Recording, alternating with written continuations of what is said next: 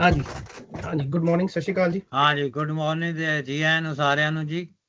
ਅੱਜ ਮੇਰਾ ਹੈ ਟੈਕਸਟ ਤੇ ਅਸੀਂ ਕੋਈ ਨਹੀਂ ਪੜ੍ਹਨੀ, ਇਹਦੇ ਤੇ ਓਪਨ ਡਿਸਕਸ਼ਨ ਹੈ ਤੇ ਮੇਰਾ ਖਿਆਲ ਹੈ ਕਿ ਸਾਰੇ ਬੰਦੇ ਜਿਹੜੇ ਨੇ ਉਹ ਵਿਚਾਰਾਂ ਦੇ ਨਾਲ ਮੁਸੱਲਾ ਹੋ ਕੇ ਆਏ ਹੋਣਗੇ ਪੂਰਨ ਭਗਤ ਬਾਰੇ ਗੱਲਬਾਤ ਕਰਨ ਲਈ।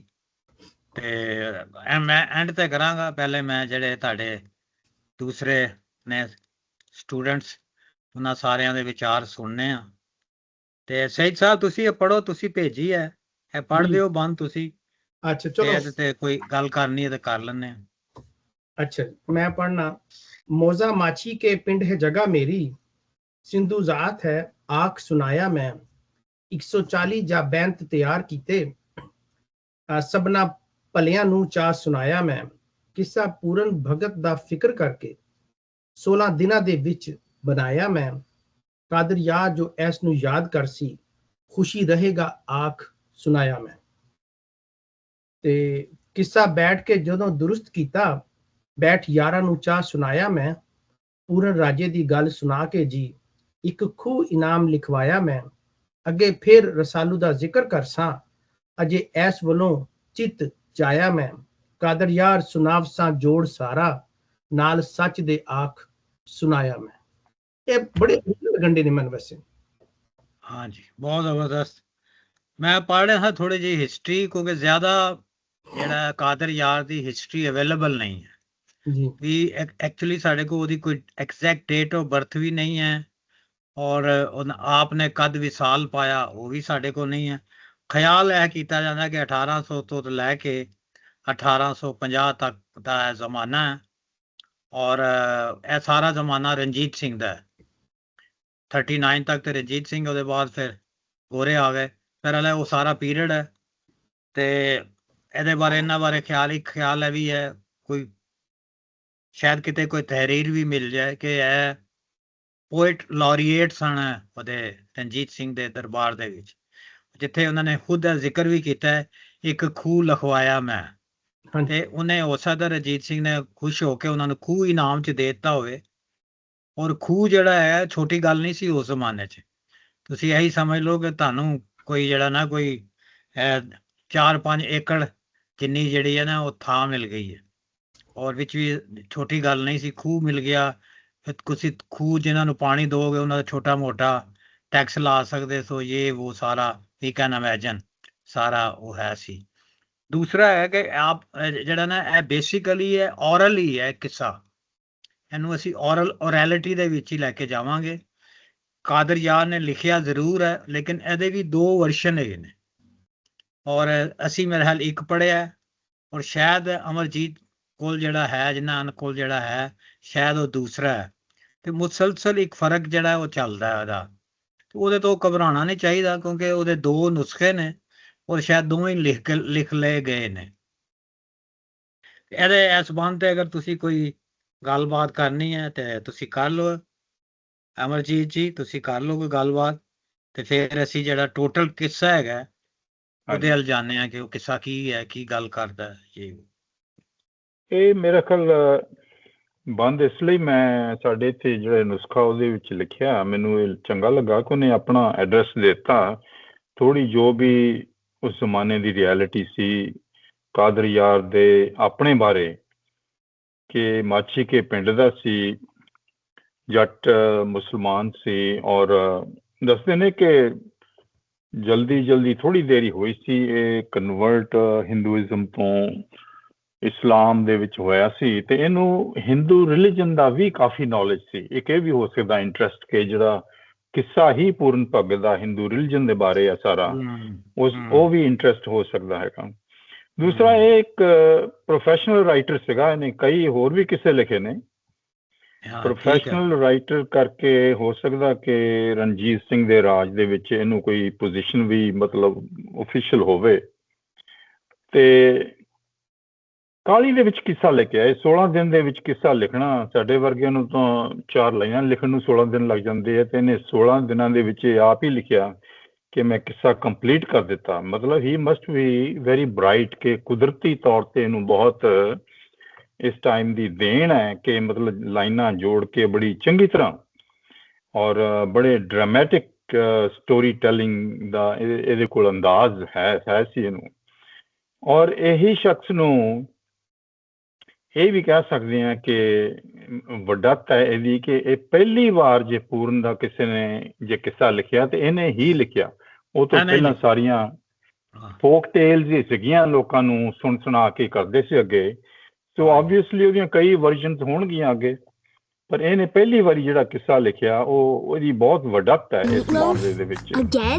ਔਰ 16 ਦਿਨ ਦਾ ਜਿਹੜਾ ਚੱਕਰ ਮੈਨੂੰ ਇਹਦੇ ਕਿੱਸੇ ਵਿੱਚ ਵੀ ਲੱਗਦਾ ਕਿ ਜਿਹੜਾ ਇਹਨੂੰ ਕਾਲੀ ਬਹੁਤ ਜ਼ਿਆਦਾ ਕਿਸੇ ਦੀ ਸਪੀਡ ਜਿਹੜੀ ਫਟਾਫਟ ਇਹਨੇ 140 ਬੰਦ ਜਿਹੜੇ ਲਿਖੇ ਨੇ, ਇਹ ਕਿੱਸੇ ਵਿੱਚੋਂ ਵੀ ਤੁਹਾਨੂੰ ਲੱਗਦਾ ਕਿ ਕਾਲੀ ਦੇ ਵਿੱਚ ਇਹਨੇ ਬਹੁਤ ਹੀ ਜ਼ਿਆਦਾ ਫਟਾਫਟ ਕਿੱਸਾ ਲਿਖਿਆ।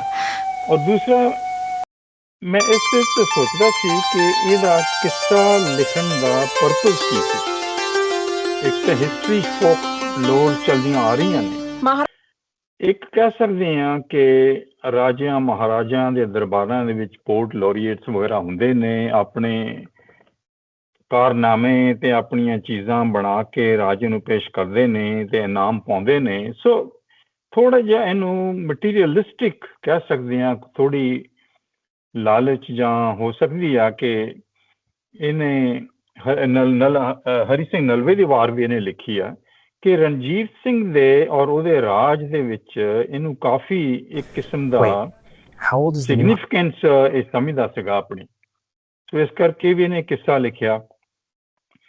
ਔਰ ਸਾਡੇ ਡਾਕਟਰ ਸਾਹਿਬ ਤਾਂ ਕਹਿੰਦੇ ਸੀ, ਡਾਕਟਰ ਮਨਜ਼ੂਰ ਸਾਹਿਬ, ਕਿ ਬੜੀਆਂ ਲੜਾਈਆਂ ਝਗੜੀਆਂ ਤੇ ਅਨਸੈਟਲਡ ਟਾਈਮਸ ਦੇ ਵਿੱਚ ਜਦੋਂ ਰਣਜੀਤ ਸਿੰਘ ਦਾ ਰਾਜ ਆਇਆ ਤੇ ਥੋੜੀ ਸ਼ਾਂਤੀ ਆਈ ਲੋਕਾਂ ਨੂੰ, ਉਹਦੇ ਵਿੱਚ ਇਹ ਵੀ ਕਹਿ ਸਕਦੇ ਹਾਂ ਕਿ ਪੂਰਨ ਦੇ ਜ਼ਮਾਨੇ ਦੇ ਵਿੱਚ ਥੋੜੀ ਜੋ ਉਹਨੇ ਫਿਲਾਸਫੀ ਆਈਡੀਓਲੋਜੀ ਐਡਵਾਂਸ ਕੀਤੀ ਆ, ਉਹਨੂੰ ਰਣਜੀਤ ਸਿੰਘ ਦੇ ਨਾਲ ਹੀ ਉਹਨੇ ਕਨੈਕਟ ਕਰਨ ਦੀ ਕੋਸ਼ਿਸ਼ ਕੀਤੀ ਕਿ ਪੂਰਨ ਦਾ ਕੈਰੈਕਟਰ ਔਰ ਰਣਜੀਤ ਸਿੰਘ ਦਾ ਰਾਜ ਆਪਸ ਦੇ ਵਿੱਚ ਇੱਕ ਕਿਸਮ ਦਾ ਲੋਕਾਂ ਨੂੰ ਥੋੜੀ ਸ਼ਾਂਤੀ ਸਾਹ ਜਿਹਾ ਆਇਆ।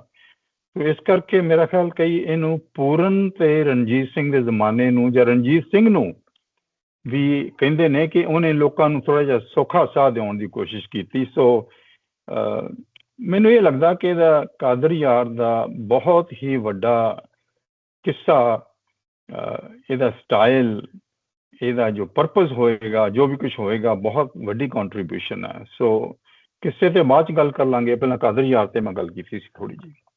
ਬਹੁਤ ਸ਼ੁਕਰੀਆ ਜੀ। ਤੇ ਮੈਂ ਵੀ ਐਂਡ ਤੇ ਹੀ ਕਰਾਂਗਾ ਗੱਲ, ਤੇ ਅਸੀਂ ਹੁਣ ਸ਼ੁਰੂ ਕਰਨੇ ਆ। ਅਸੀਂ ਜਿਹੜਾ ਸਭ ਤੋਂ ਸਾਡਾ ਨਿੱਕਾ ਸਟੂਡੈਂਟ ਹੈ ਨਾ, ਉਹਦੇ ਤੋਂ ਅਸੀਂ ਥੋੜਾ ਸ਼ੁਰੂ ਕਰਨੇ ਆ, ਮਦੀਆ ਤੋਂ। ਠੀਕ ਹੈ ਜੀ? ਠੀਕ ਹੈ, ਓਕੇ। ਤੁਹਾਨੂੰ ਇਤਰਾਜ਼ ਤਾਂ ਨਹੀਂ ਨਿੱਕੇ ਸਟੂਡੈਂਟ ਤੇ ਟਾਈਟਲ ਦਿੱਤਾ ਮੈਂ ਤੁਹਾਨੂੰ, ਨਿੱਕੇ ਸਟੂਡੈਂਟ? No, not ਨਿੱਕੇ student. It's just I'm used to being lost. So that's why I'm a bit shocked. Lekin I understand. Junior student. Yeah. Okay, so mera Pooran Bhagat safar inj si. So right from the beginning, I know I'm going to mix English Urdu Phuti. I'm sorry. Lekin in the beginning, easy ho gaya, ਆਰਾਮ ਨਾਲ ਗੱਲ ਕਰੋ, ਜਿਹੜੀ ਜ਼ੁਬਾਨ ਤੁਸੀਂ communicate ਕਰ ਸਕਦੇ ਹੋ, it's okay. So in the beginning, Zubairji, you sent us the Tawfiq Rafat English translation of Pooran Bhagat, and in that, what I found very fascinating was the comparison to the Unani story of Phaedra. That's in the beginning of the story, jab Luna was introduced, main is te thodi intrigued si ke main inu thoda investigate karan, and I wanted to know, it's still a question, minu jawab nahi pata, so I just thought let me do it to the sangat as well, ke jo Unani story, because you mentioned Zubairji ke is an oral story, was it influenced by Unani, the Unani stories, or is it the other way around? The Hindu story was first. I'm not sure. Anyway, see the setting in the beginning. What what really fascinated me about this story, and also I think when I watched the video with Dr. Manzoor, ਉਹਦੇ ਵਿੱਚ ਉਹਨਾਂ ਨੇ ਕਹਾ ਕਿ this story, why did Qadir Yar write this story at that time? And I loved what he said. He said that this was a story about personal relationships in a fractured Punjab. And that really stayed with me throughout the story. And I think I was invested in all of the relationships. Yeah.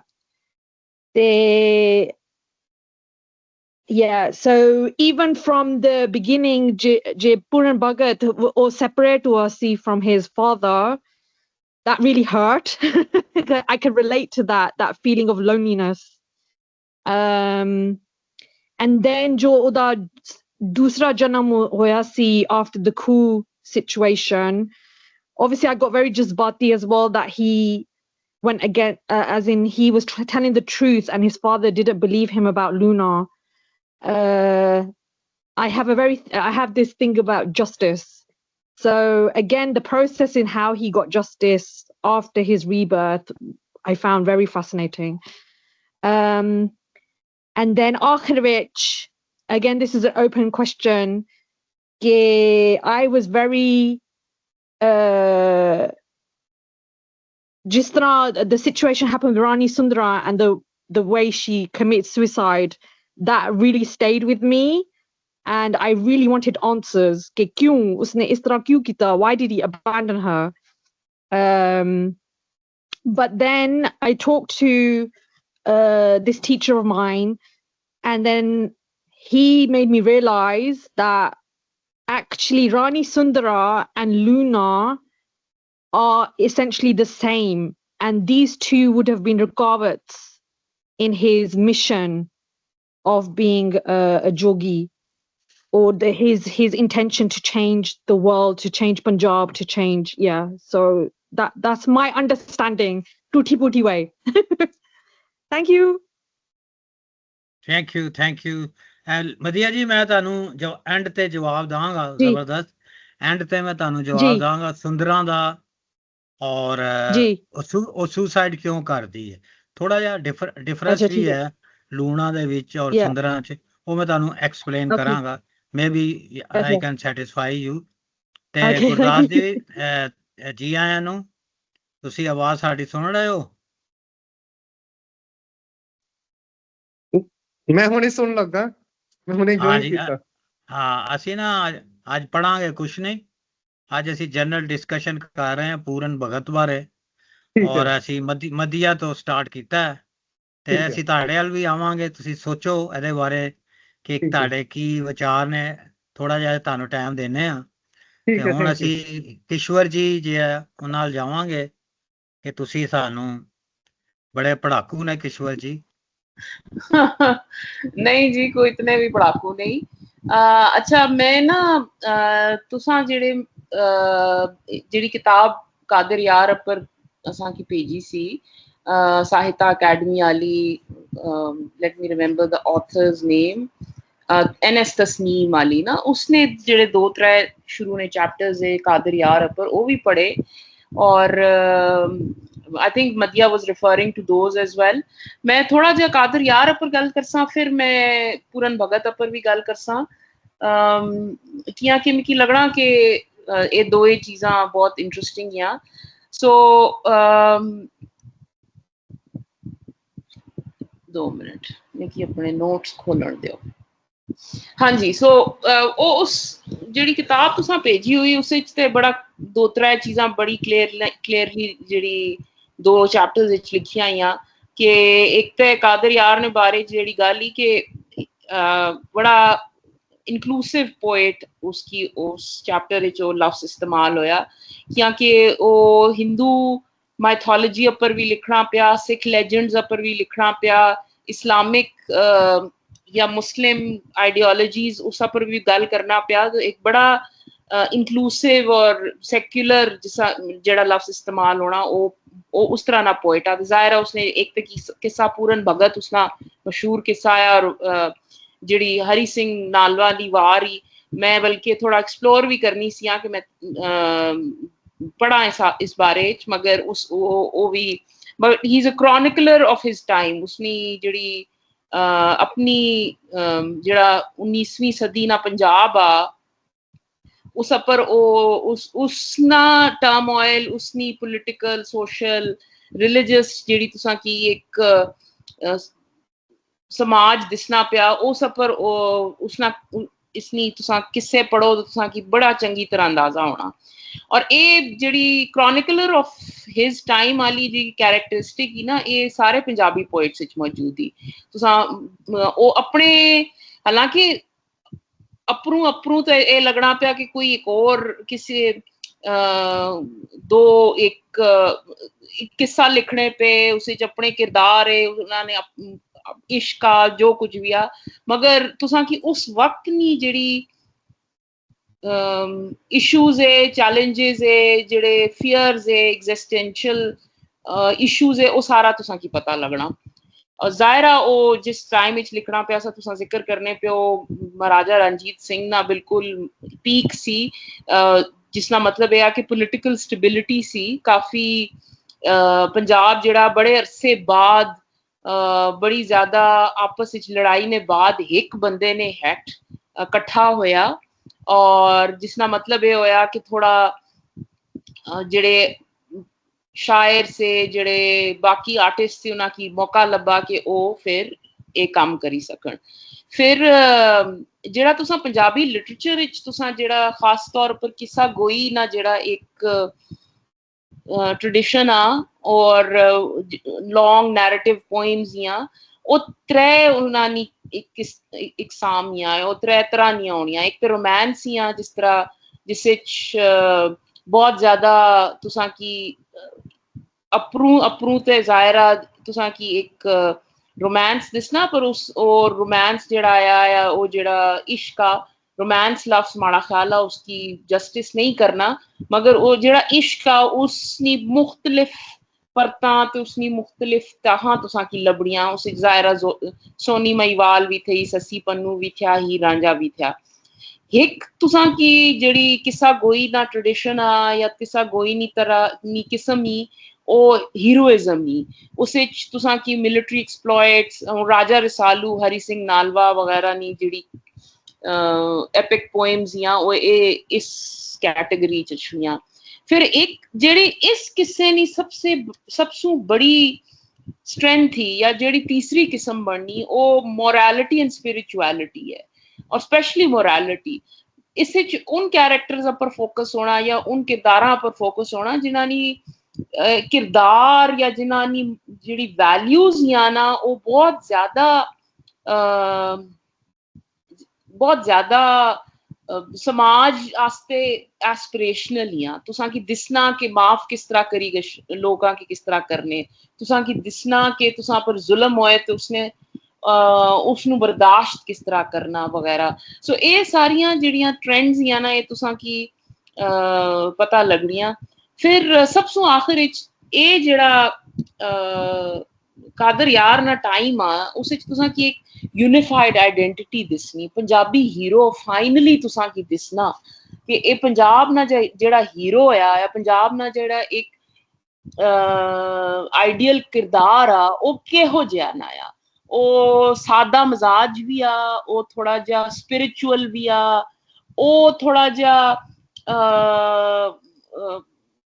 उसकी माल मता नाल इश्क भी नहीं, ओ materialistic भी नहीं। सो तुसां की ना एक बड़ा इंटरेस्टिंग जा हीरो कैरेक्टर दिसना। और सो ए जेड़ी तुसां की एक हीरो नी शक्ल दिसनी पेई पूरन भगत विच, ओ बहुत खूबसूरत ही। और कादर यार नी जाहिर है इस पंजाबी हीरो इच बड़ी कंट्रीब्यूशन ही, क्योंकि तुसां की पिछू सारे पोएट्स इस कंट्रीब्यूट करने अच्छे पे, जाहिर वारिस शाह भी कंट्रीब्यूट करना पिया, मगर असां लोकां जेह्ड़े पंजाब विच रहने, असां कुस नू एक आइडियल हीरो समझने, उसनी छवि या उसनी शक्ल असां की दिसनी पई। हुण मैं गल करसां कि पूरन भगत जेड़ा किस्सा आया उस तुसां की मिकी कैचीज जेडी थीम्स दिसियां ओ कैसियां पहली ते ऑब्वियसली सबसे ज्यादा अहम या सबसे ज्यादा जेडी मोरालिटी वर्सेस टेम्पटेशन या मोरालिटी वर्सेस लस्ट का जेड़ा कॉन्फ्लिक्ट आया ओ तुसां की दिसना या मटीरियलिज्म मोरालिटी वर्सेस मटीरियलिज्म ना जेड़ा कॉन्फ्लिक्ट आ और ओ मटीरियलिज्म तुसां की कई किरदार उस विच पे होए दिसने तुसां की लूना ना किरदार भी मटीरियलिस्टिक आ सलवान ना किरदार भी मटीरियलिस्टिक आ शायद सुंदरा ना किरदार भी मटीरियलिस्टिक आ मगर उन्हां सारियां ना तोड़ जेड़ा आ ओ पूरन आ और तुसां बार बार तकने पे हो कि ओ शख्स या ओ हीरो जेड़ा आ ओ उस जगह सू या उस आइडियल सू हिलना नहीं पिया तुसां की समझ अछनी कि शायद ये भी तरीका आ जिंदगी गुजारने ना और दूसरी जेड़ी थीम की बहुत ज्यादा इफेक्ट किया मदिया भी उसना जिक्र किया cruelty of the father Salman जेड़ा आ और ओ खाली मतलब किरदार नहीं ओ तुसां की जमाने च जेड़ी क्रूएलिटी ऑफ the monarchy कह लो or cruelty of people who govern ओ दिसनी पी सो और उसने वजह सू पूरन इच जेड़ी तलखी है पूरन इच जेड़ी एक तकलीफ ही है ओ भी तुसां की दिसनी पी एंड ओ बार कोशिश करना पिया कि अपने प्यो की या अपने समझाए कि एक गलत आ या फिर ओ ये भी समझने की कोशिश करना पिया कि एक प्यो अपने पुत्र नाल किस तरह करी सकना मगर वो कोई जस्टिफिकेशन आखिर तक उसकी कोई जस्टिफिकेशन नहीं लभनी उस जुल्म नी जो माड़ा टेक अवे सा वो ये सा कि जुल्म नहीं इसना मतलब कादर यार ये आखना पिया कि कोई जस्टिफिकेशन नहीं चाहे तुसा भगत ही क्यों ना हो तुसा की ओ कोई जस्टिफिकेशन नहीं तुसा माफ जरूर करी छोड़ो पर ओ तुसा उसना कोई जवाब ना लभो कि ये ठीक सा या जो कुछ कीता वगैरह उसकी समझने नहीं लोड़ ही या क्योंकि पूरन आखना कादर यार जड़ी मेरे बाप कीती ऐसे ऐसी कौन करदा पुत्र नाल कोई मतलब ये जड़ी वर्स सी एक दिल सु निकलनी पी उसनी अच्छा फिर जाहिरा मैं औरतां की भी उन्होंने जिहड़ी फिलोसफी है उसकी भी तकनी पियां तुसां की त्रै औरतां इस विच दिसनियां पियां इचरा लूना सुंदरा और इचरा जिहड़ी है वो मां ही उसनी ममता ही एक सेल्फलेस लव आ लूना जिहड़ी है वो टेम्पट्रेस भी है फिर तुसां की विक्टिम विच भी ना रूप भी दिसना उस विच क्योंकि उस नाल भी बुरी हुई राजा सलमान उस नाल ब्याह कीता और एक लोअर कास्ट नी शायद खातून ही उसकी फिर पावर लब्बी तो पूरा नहीं लूना ने जेड़ी जिंदगी है या लूना ने जेड़ी आ की ना वो बहुत इंटरेस्टिंग ही और मिकी समझ लगनी कि शिव कुमार बटालवी फिर उसकी क्यों उस पर अगे कहानी अगे नज़म लिखी हो सी क्योंकि सबसे ज्यादा मैं भी लूना ने बारे च सोचनी पी सी एक औरत होने नाते मैं लूना ने बारे च बहुत सोचा कि ये इस तरह क्या करनी पी ये इसना कोई मॉरल सेंटर भी था कि नहीं कि ये या एक औरत होने नाते this is sort of way to gain power ये क्या क्या वजह है कि इस तरह करनी पी सुंदरा जड़ी है वो सेल्फिश लव आ या सेल्फलेस लव आ इन जड़ी है उसनी एक मुझे निकी लगा कि उसनी एक डिवीजन आ और जेड़ा बंदा फिर उस अपनी जिंदगी खत्म करी छोड़ना पूरन आस्ते सब कुछ अपनी मटीरियलिज्म भी मतलब अपनी जेवर भी ऊंचाई देना फिर अपनी जिंदगी भी खत्म करना तो तुसा की लगना कि ओ उस मटीरियलिज्म में चू निकली नहीं सकी क्योंकि पूरन जेड़ी ट्रांजिशन करना स्पिरिचुअलिटी सो ओ सुंदरा नहीं करी सकी और उस उस दुनिया एक दुनिया की छोड़ी दूई दुनिया च वो एंटर नहीं करी सकी, इस वास्ते उसने अपनी जान भी चाई की दी। चौथा जेड़ा बड़ा ऑब्वियस थीम ही जेड़ी मिकी बहु इफेक्ट कीती ओ ज़ाहिर है स्पिरिचुअल ट्रांसफॉर्मेशन ही उस च, पर मैं ज्यादा गल ना करसा, असां बहु गल कीती, पर ओ आहिस्ता आहिस्ता आहिस्ता आहिस्ता उसनी हथ वड्डण गए, उसकी खूह च बाई छोड़िया, मगर ओ सारी जेड़ी उसनी जिस्म खत्म होना पिया, पर उसनी जेड़ी रूह ही है या जेड़ी स्पिरिट ही है वो बदनी पी बदनी पी बदनी पी। सो ये जेड़ा ट्रांजिशन है वो भी आराम नाल नहीं, उस विच भी तुसां की कुर्बानी देनी पैनी एक, और सो ये मेरे माड़ी जेड़ी इसनी इंटरप्रिटेशन ही होई है। मैं इत्थे बंद अपनी गल खत्म करसा, माड़ा ख्याल है मैं ज्यादा टाइम चाहिए किदा, पर this is how I look at it. So बहुत बहुत शुक्रिया, मेहरबानी। बहुत जबरदस्त जी, बड़ा तुसी ऑर्गेनाइज्ड और बड़े डिसिपलिन नाल वन बाय वन सारी गल कीती है, ते बहुत बहुत सोहनी खुशी गल हुई है, कि बहुत स्टूडेंट वधिया। मेरे जेड़े ने इन्ने इंटैलीजेंट ने। ते गुरदास रदवाल जी तुसी देखो कोई गल करो। ਅੱਛਾ, ਜਿਹੜੇ ਇੰਟੈਲੀਜੈਂਟ ਸਟੂਡੈਂਟ ਨੇ ਉਹਨੇ ਗੱਲ ਕਰ ਦਿੱਤੀ, ਹੁਣ ਮੈਂ ਨਲਾਇਕ ਜਿਹੜਾ ਹੈਗਾ ਹੁਣ ਮੈਂ ਵੀ ਕਰ ਦਿੰਦਾ।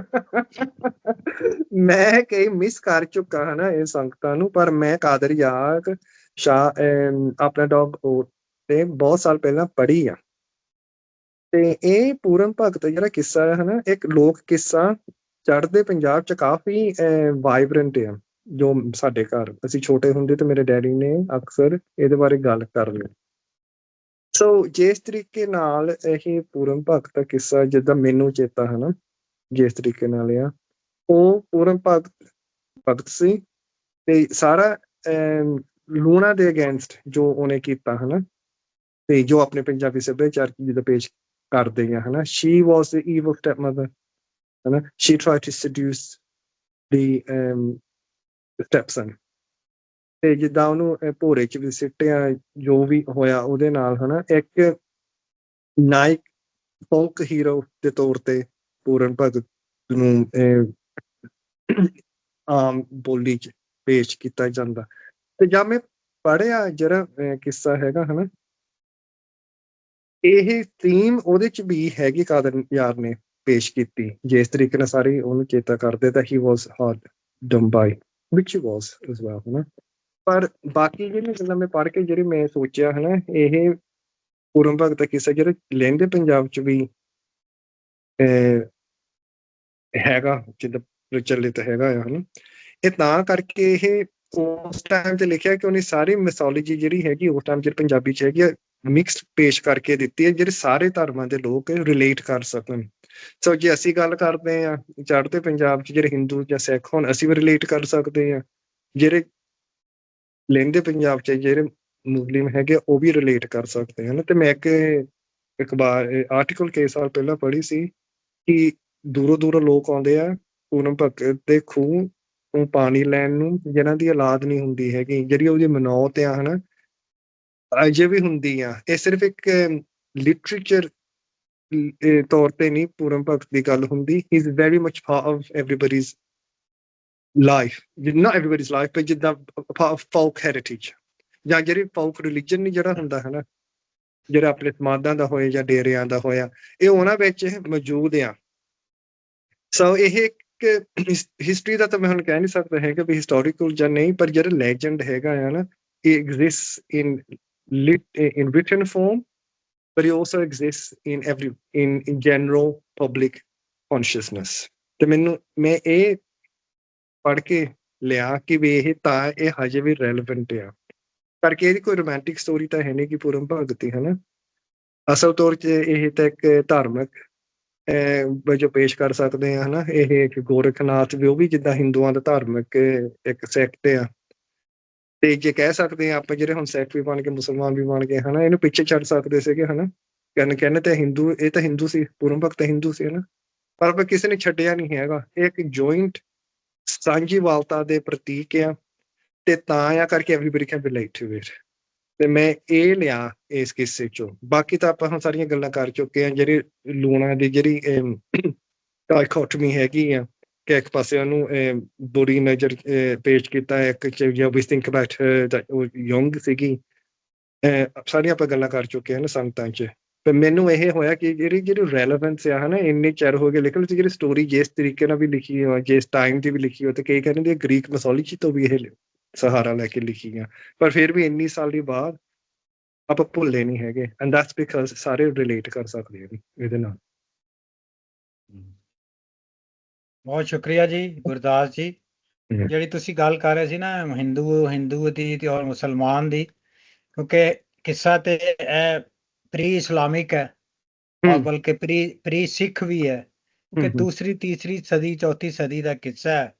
ਔਰ ਉਸ ਜ਼ਮਾਨੇ 'ਚ ਮੇਰਾ ਖਿਆਲ ਹੈ ਉਸ ਤਰ੍ਹਾਂ ਦਾ ਧਰਮ ਵੀ ਨਹੀਂ ਸੀ ਜਿਵੇਂ ਦਾ ਅੱਜ ਬਣਿਆ ਹੈ ਹਿੰਦੂ ਮਤ ਜਿਹਨੂੰ ਅਸੀਂ ਕਹਿੰਦੇ ਹਾਂ। ਉਸ ਤਰ੍ਹਾਂ ਦਾ ਧਰਮ ਨਹੀਂ ਸੀ ਉਸ ਟਾਈਮ, ਬਾਅਦ 'ਚ ਇਹਨੂੰ ਔਰਗਨਾਈਜ਼ਡ ਹੋਇਆ ਔਰ ਸਾਰਾ ਇੱਕ ਹਿਸਟਰੀ ਉਹਲਾ ਦਾ ਮੌਤ। ਲੇਕਿਨ ਕਿੱਸਾ ਬੇਸ਼ੱਕ ਅਸੀਂ ਕਹਿ ਸਕਦੇ ਹਾਂ ਜੀ ਉਹਦੇ ਵਿੱਚ ਹੈ ਹਿੰਦੂ ਮਾਈਥੋਲੋਜੀ ਦੇ ਵਿੱਚ ਜਾਂ ਉਹਦੇ ਵਿੱਚ ਹੈ, ਲੇਕਿਨ ਇਹਨੂੰ ਲਿਖਿਆ ਇੱਕ ਮੁਸਲਮਾਨ ਨੇ।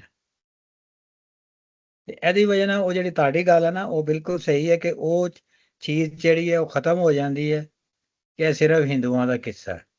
ਔਰ ਫਿਰ ਹੈ ਕਿ ਉਹ ਲਿਖਿਆ ਇੱਕ ਮੁਸਲਮਾਨ ਰਾਈਟਰ ਨੇ ਔਰ ਬੜਾ ਉਹਨੇ ਵਡਿਆ ਕੇ ਲਿਖਿਆ। ਉਹਦੇ ਵਿੱਚ ਬੜੀ ਉਹਦੀ ਖਾਸ ਤੌਰ ਤੇ ਜਿਹੜਾ ਪੂਰਨ ਦਾ ਕਰੈਕਟਰ ਹੈ ਉਹ ਤਾਂ ਬਹੁਤ ਜ਼ਬਰਦਸਤ ਉਹਨੇ ਬਣਾਇਆ ਹੈ ਉਹਦੇ ਵਿੱਚ। ਤੇ ਉਹ ਇੱਕ ਜਿਹੜਾ ਇੱਕ ਸਾਂਝੇ ਪੰਜਾਬ ਦੀ ਸਮਝ ਲਓ ਤੁਸੀਂ ਹੈ, ਸਾਡੀ ਸਾਰੀ ਸ਼ਾਇਰੀ 47 ਤੋਂ ਪਹਿਲੇ ਸਾਰੀ ਸ਼ਾਇਰੀ ਸਾਂਝੇ ਪੰਜਾਬ ਦੀ ਸ਼ਾਇਰੀ, ਉਹ 'ਚ ਧਰਮਾਂ ਦੀ ਵੰਡ ਉਸ ਤਰ੍ਹਾਂ ਨਹੀਂ ਹੈ। ਤੇ ਉਹ ਸਾਂਝੇ ਪੰਜਾਬ ਦਾ ਇੱਕ ਸ਼ਾਇਰ ਹੈ। ਔਰ ਉਹ ਅਸੀਂ ਬਾਅਦ 'ਚ ਕਰਾਂਗੇ ਗੱਲ ਕਿ ਉਹਨੇ ਰਣਜੀਤ ਸਿੰਘ ਦੇ ਵੇਲੇ 'ਚ ਕਿਉਂ ਲਿਖਿਆ। ਹੁਣ ਮੇਰਾ ਖਿਆਲ ਹੈ ਕਿ ਸਈਦ ਸਾਹਿਬ ਤੁਸੀਂ ਰਹਿ ਗਏ ਹੋ। ਹਾਂਜੀ, ਕਾਫੀ ਪੜਵੀਂ ਗੱਲ ਹੋ ਗਈ ਹੈ। ਅਮਰਜੀਤ ਨਾਲ ਮੈਂ ਬੜਾ ਇੰਟਰਸਟਿੰਗ ਸਾ, ਉਹਨਾਂ ਨੇ ਅਮਰਜੀਤ ਦੀ ਕਾਫੀ ਰਿਸਰਚ ਕਰਕੇ ਆਉਂਦੇ ਨੇ, ਕਿਸ਼ੋਰ ਜੀ ਇਹਨਾਂ ਨੇ ਵੀ ਅੱਛਾ ਕੀਤਾ। ਮੈਂ ਸਿਰਫ ਕੈਰੈਕਟਰ ਤੇ ਗੱਲ ਕਰਾਂਗਾ ਕਿਉਂਕਿ ਹਿਸਟਰੀ ਤੇ ਕਾਫੀ ਗੱਲ ਹੋ ਗਈ ਹੈ। ਤੇ ਇੱਕ ਤੇ ਥੀਮ ਤੇ ਗੱਲ ਕਰਾਂਗਾ ਕਿ ਮੈਨੂੰ ਲੱਗ ਰਿਹਾ ਹੈ ਕਿ ਜਿਵੇਂ ਸਾਡੀ ਕਲਾਸੀਕਲ ਪੋਇਟਿਕ ਤੇ ਫਿਲੋਸੋਫੀਕਲ ਥਾਟ ਜਿਹੜੀ ਚੱਲਦੀ ਪਈ ਸੀ ਸੂਫੀ ਪੋਇਟਸ ਤੋਂ, ਸਟਾਰਟਿੰਗ ਫਰੋਮ ਬਾਬਾ ਫਰੀਦ ਜੀ, ਕਿ ਉਹਦੇ ਵੇਖਣੇ ਪਿਆ ਕਿ ਇੱਕ ਸ਼ਿਫਟ ਆ ਰਹੀ ਹੈ ਵਕਤ ਗੁਜ਼ਰਨ ਦੇ ਨਾਲ ਨਾਲ ਨਾ, ਔਰ ਇਹ ਸ਼ਿਫਟ ਹੈਗੀ ਹੈ from pure spiritualism to materialism। ਔਰ ਇਹਨੂੰ ਆ ਕੇ ਜਿੰਨਾ ਹਾਈਲਾਈਟ ਜਿਸ ਟਾਈਮ ਦੇ ਵਿੱਚ ਇਹਨੇ ਕਾਦਰੀਆਰ ਨੇ ਕੀਤਾ ਹੈ ਲੂਣਾ ਦੇ ਕਰੈਕਟਰ 'ਚ, ਉਹ ਇਸ ਤੋਂ ਪਹਿਲੇ ਇੰਨਾ ਨਜ਼ਰ ਨਹੀਂ ਆਉਂਦਾ। ਆਲਦੋ ਮਿਰਜ਼ਾ ਸਾਹਿਬਾ 'ਚ ਹੈਗਾ ਵੇ, ਲੇਕਿਨ ਜਿਸ ਤਰ੍ਹਾਂ ਉਹਨੇ ਕਲੈਸ਼ ਆਫ ਕਰੈਕਟਰ ਦਿਖਾਇਆ ਔਰ ਜਿਹੜੀ ਇੰਸਟਿੰਕਟਿਵ ਸੈਕਸ਼ੂਅਲ ਹਿਡਨ ਕਰੈਕਟਰਿਸਟਿਕਸ ਹੁੰਦੇ ਨੇ ਉਹਨੂੰ ਜਿਸ ਤਰ੍ਹਾਂ ਨੇ ਖੁੱਲ੍ਹ ਕੇ ਬਿਆਨ ਕੀਤਾ, ਉਹਦੀ ਮੇਰੇ ਖਿਆਲ ਸਾਡੇ ਸ਼ਾਇਦ ਕਲਾਸੀਕਲ ਪੋਇਟਰੀ ਜਿਹਦੀ ਮਿਸਾਲ ਨਹੀਂ ਮਿਲਦੀ। ਸੋ ਇੱਕ ਕੰਪਲੀਟ ਸ਼ਿਫਟ ਹੈਗੀ ਹੈ ਜਿਹਦਾ ਕ੍ਰੈਡਿਟ ਕਾਦਰੀਆਰ ਨੂੰ ਜਾਂਦਾ ਹੈ ਕਿ ਉਹਨੇ ਉਹ ਡਿਪੈਂਡ ਕਰਦਾ ਕਿ ਉਹ ਉਸ ਵਕਤ ਜਿਹੜਾ ਟਾਈਮ ਸੀ ਜਿਸ ਟਾਈਮ 'ਚ ਸ਼ਾਇਦ ਗੁਜ਼ਰ ਰਿਹਾ ਹੁੰਦਾ ਉਹਦੀ ਵੀ ਛਾਪ ਹੁੰਦੀ ਉਹਦੇ ਤੇ, ਔਰ ਉਹ ਵੀ ਚਾਹੁੰਦਾ ਵੀ ਕਿ ਮੈਂ ਜੋ ਲਿਖ ਰਿਹਾ ਉਹਦੇ ਵਿੱਚ ਮੈਂ ਆਪਣੇ ਜ਼ਮਾਨੇ ਦੀ ਵੀ ਗੱਲ ਕਰਾਂ, ਕਿਉਂਕਿ ਹਰ ਪੋਇਟ ਜਿਹੜਾ ਵੇ ਉਹ ਆਪਣੇ ਜ਼ਮਾਨੇ ਦਾ ਇੱਕ ਹਿਸਟੋਰੀਅਨ ਹੁੰਦਾ ਹੈ, ਕ੍ਰੋਨੋਲੋਜੀਕਲੀ ਉਹਦੀ ਹਿਸਟਰੀ ਰਿਕਾਰਡ ਕਰ ਲੈਂਦਾ through his work of art, ਭਾਵੇਂ ਪੇਂਟਰ ਹੋਵੇ ਭਾਵੇਂ ਰਾਈਟਰ ਹੋਵੇ। ਸੋ ਇਹ ਮੈਨੂੰ ਲੱਗਾ ਕਿ ਇੱਕ ਸ਼ਿਫਟ ਹੈਗੀ ਹੈ ਫਰੋਮ ਸਪਿਰਿਚੁਅਲਿਜ਼ਮ ਟੂ ਮਟੀਰੀਅਲਿਜ਼ਮ ਉਹ ਦਿਖਾ ਰਿਹਾ, ਲੇਕਿਨ ਉਹਦੇ ਵਿੱਚ ਹਾਈਲਾਈਟ ਕਰਦਾ ਪਿਆ ਵੇ ਕਿ ਇਹ ਦੋਵੇਂ ਐਸਪੈਕਟ ਜਿਹੜੇ ਨੇ ਸਪਿਰਿਚੁਅਲ ਤੇ ਮਟੀਰੀਅਲਿਜ਼ਮ ਦੇ ਇਹ ਓਪੋਜ਼ਿਟ ਨਹੀਂ ਹੈਗੇ, ਇਹ ਨਾਲ ਨਾਲ ਚੱਲਦੇ ਰਹਿਣਗੇ ਔਰ ਹੁਣ ਵੀ ਚੱਲਦੇ ਨੇ। ਹੁਣ ਵੀ ਦੁਨੀਆ ਸਪਿਰਿਚੁਅਲਿਜ਼ਮ ਵੀ, ਹੁਣ ਵੀ ਦੁਨੀਆ ਇੱਕ ਮਟੀਰੀਅਲਿਜ਼ਮ ਹੈ। ਸੋ ਇਹ ਇੱਕ ਜਿਹੜੀ ਮੈਨੂੰ ਇੱਕ ਚੀਜ਼ ਲੱਗੀ ਹੈ ਕਿ ਮੈਂ ਨਹੀਂ ਸਮਝਦਾ ਕਿ ਦੇ ਆਰ ਜਕਸਟਾਪੋਜ਼ ਔਰ ਆਪੋਜ਼ਿਟ ਟੂ ਈਚ ਅਦਰ। ਇਹ ਦੋ ਫਿਲਾਸਫੀਜ਼ ਨੇ ਜਿਹੜੀਆਂ ਕਿ ਚੱਲਦੀਆਂ ਰਹਿਣਗੀਆਂ ਜਦ ਤੱਕ ਇਨਸਾਨ ਹੋਣਗੇ ਧਰਤੀ ਤੇ। ਦੂਸਰਾ ਜਿਹੜਾ ਲੂਣਾ ਦਾ ਕਰੈਕਟਰ ਹੈ ਉਹਨੂੰ ਮੈਂ ਦੇਖਣਾ ਚਾਹੁੰਦਾ ਸਾਂ ਸਿੰਪੈਥੈਟਿਕ ਤੇ ਐਮਪੈਥੈਟਿਕ ਪੁਆਇੰਟ ਆਫ ਵਿਊ ਦੇ ਨਾਲ। ਅਗਰ ਅਸੀਂ ਕਿਸੇ ਕਰੈਕਟਰ ਨੂੰ ਸਿੰਪੈਥੈਟਿਕ ਪੁਆਇੰਟ ਆਫ ਵਿਊ ਨਾਲ ਵੇਖੀ ਨਾ ਤੇ ਅਸੀਂ ਥੋੜੇ ਜਿਹਾ ਨਾ ਜਜਮੈਂਟਲ ਹੋ ਜਾਂਦੇ ਹਾਂ। ਔਰ ਜਦੋਂ ਤੁਸੀਂ ਜਜਮੈਂਟਲ ਹੁੰਦੇ ਹੋ ਨਾ ਕਿਸੇ ਕਰੈਕਟਰ ਨੂੰ ਜੱਜ ਕਰਦੇ ਤਾਂ ਤੁਸੀਂ ਥੋੜੇ ਜਿਹੇ ਬਾਇਸ ਤੇ ਪ੍ਰੈਜੂਡਿਸ ਹੋ ਜਾਂਦੇ ਹੋ, ਤੁਸੀਂ ਆਪਣੇ ਖਿਆਲਾਤ ਇੰਪੋਜ਼ ਕਰਨ ਦੀ ਕੋਸ਼ਿਸ਼ ਕਰਦੇ ਹੋ ਉਸ ਕਰੈਕਟਰ ਤੇ, ਤੁਸੀਂ ਆਪਣੇ ਆਪ ਨੂੰ ਵੱਖ ਹੋ ਕੇ ਵੇਖਦੇ ਹੋ। ਲੇਕਿਨ ਜਦੋਂ ਤੁਸੀਂ ਕਰੈਕਟਰ ਨੂੰ ਐਮਪੈਥੈਟਿਕ ਹੋ ਕੇ ਵੇਖੋ with the feeling of empathy, putting yourself in the shoe of the character, ਫਿਰ ਤੁਸੀਂ ਜ਼ਿਆਦਾ ਬਿਹਤਰ ਤਰੀਕੇ ਨਾਲ ਉਸ ਕਰੈਕਟਰ ਨੂੰ ਸਮਝ ਸਕਦੇ ਹੋ। ਤੇ ਮੇਰੇ ਖਿਆਲ ਇਹ ਵੀ ਜਿਹੜੀ ਸ਼ਿਫਟ ਹੈ ਨਾ ਇੱਥੇ ਉਹ ਰੀਡਰ ਵਾਸਤੇ ਬੜੀ ਜ਼ਰੂਰੀ ਹੈ ਕਿ ਉਹ ਸਿੰਪੈਥੈਟਿਕਲੀ ਕਰੈਕਟਰਸ ਨੂੰ ਐਨਾਲਾਈਜ਼ ਕਰਦਾ, ਸਪੈਸ਼ਲੀ ਜਿਹੜਾ ਮੋਸਟ ਕੰਟਰੋਵਰਸ਼ੀਅਲ ਕਰੈਕਟਰ ਲੂਨਾ ਦਾ, ਕਿ ਉਹਦੇ ਚ ਅਗਰ ਤੁਸੀਂ ਐਮਪੈਥੈਟਿਕਲੀ ਵੇਖੋ ਤੇ ਲੂਨਾ ਜਿਹੜੀ ਹੈ ਉਹ ਮਜ਼ਲੂਮ ਹੈ, ਉਹਦੇ ਨਾਲ ਜ਼ੁਲਮ ਹੋਇਆ ਵੇ। ਔਰ ਇਹੀ ਵਜ੍ਹਾ ਸੀ ਕਿ ਸ਼ਿਵ ਕੁਮਾਰ ਬਟਾਲਵੀ ਨੇ ਪੂਰੇ ਕਿੱਸੇ ਚ ਲੂਨਾ ਨੂੰ ਚੂਜ਼ ਕੀਤਾ ਉਹਦੇ ਬਾਰੇ ਲਿਖਣ ਵਾਸਤੇ। ਸੋ ਮੈਂ ਇਹ ਗੱਲ ਕਰਨਾ ਚਾਹੁੰਦਾ ਸਾਂ ਕਿ ਅਸੀਂ ਅਗਰ ਲੂਨਾ ਨੂੰ ਐਮਪੈਥੈਟਿਕਲੀ ਵੇਖੀਏ ਤੇ ਆਈ ਥਿੰਕ ਸਭ ਤੋਂ ਜ਼ਿਆਦਾ ਜਿਹੜਾ ਮਜ਼ਲੂਮ ਕੈਰੈਕਟਰ ਮੈਨੂੰ ਲੱਗਾ ਇਹਦੇ ਚ, ਕਿਉਂਕਿ ਪੂਰਨ ਜਿਹੜਾ ਸੀ ਉਹ ਤੇ ਭਗਤ ਹੋ ਕੇ ਤੇ ਜੋਗੀ ਹੋ ਕੇ ਤੇ ਉਹ ਤੇ ਆਪਣੇ ਰਸਤੇ ਚੱਲ ਪਿਆ, ਜਿਹੜਾ ਕਿ ਸੌਖਾ ਰਸਤਾ ਜੀ ਬਕੌਲ ਡਾਕਟਰ ਮਨਜ਼ੂਰ ਜਾਦ ਸਾਹਿਬ ਦੇ, ਕਿ ਉਹ ਜਦੋਂ ਜੋਗੀ ਕੋਲ ਜੋਗੀ ਹੋਣ ਦਾ ਤੇ ਕੰਮ ਹੀ ਬੜਾ ਸੌਖਾ ਕਿ ਤੁਸੀਂ ਦੁਨੀਆ ਤੋਂ ਕੱਟ ਜਾਣਾ, ਦੁਨੀਆ ਕੋਲ ਦੂਰ ਰਹਿਣਾ, ਨਾ ਤੁਹਾਨੂੰ ਖਾਣ ਪਕਾਨ ਦਾ ਕਮਾਨ ਦਾ ਰੋਲਾ ਹੈ, ਨਾ ਤੁਸੀਂ ਦੁੱਧ ਚੋਣਾ ਹੈ, ਨਾ ਤੁਸੀਂ ਬੱਚੇ ਪਾਲਣੇ, ਨਾ ਤੁਸੀਂ ਵਿਆਹ ਕਰਨਾ, ਤੁਹਾਡਾ ਤਾਂ ਰੋਲਾ ਹੀ ਕੋਈ ਨਹੀਂ। ਅਸਲ ਰੋਲਾ ਤਾਂ ਹੈਗਾ ਕਿ ਦੁਨੀਆ 'ਚ ਰਹਿ ਕੇ ਦੁਨੀਆ ਦੇ ਨਾਲ ਚੱਲਣਾ।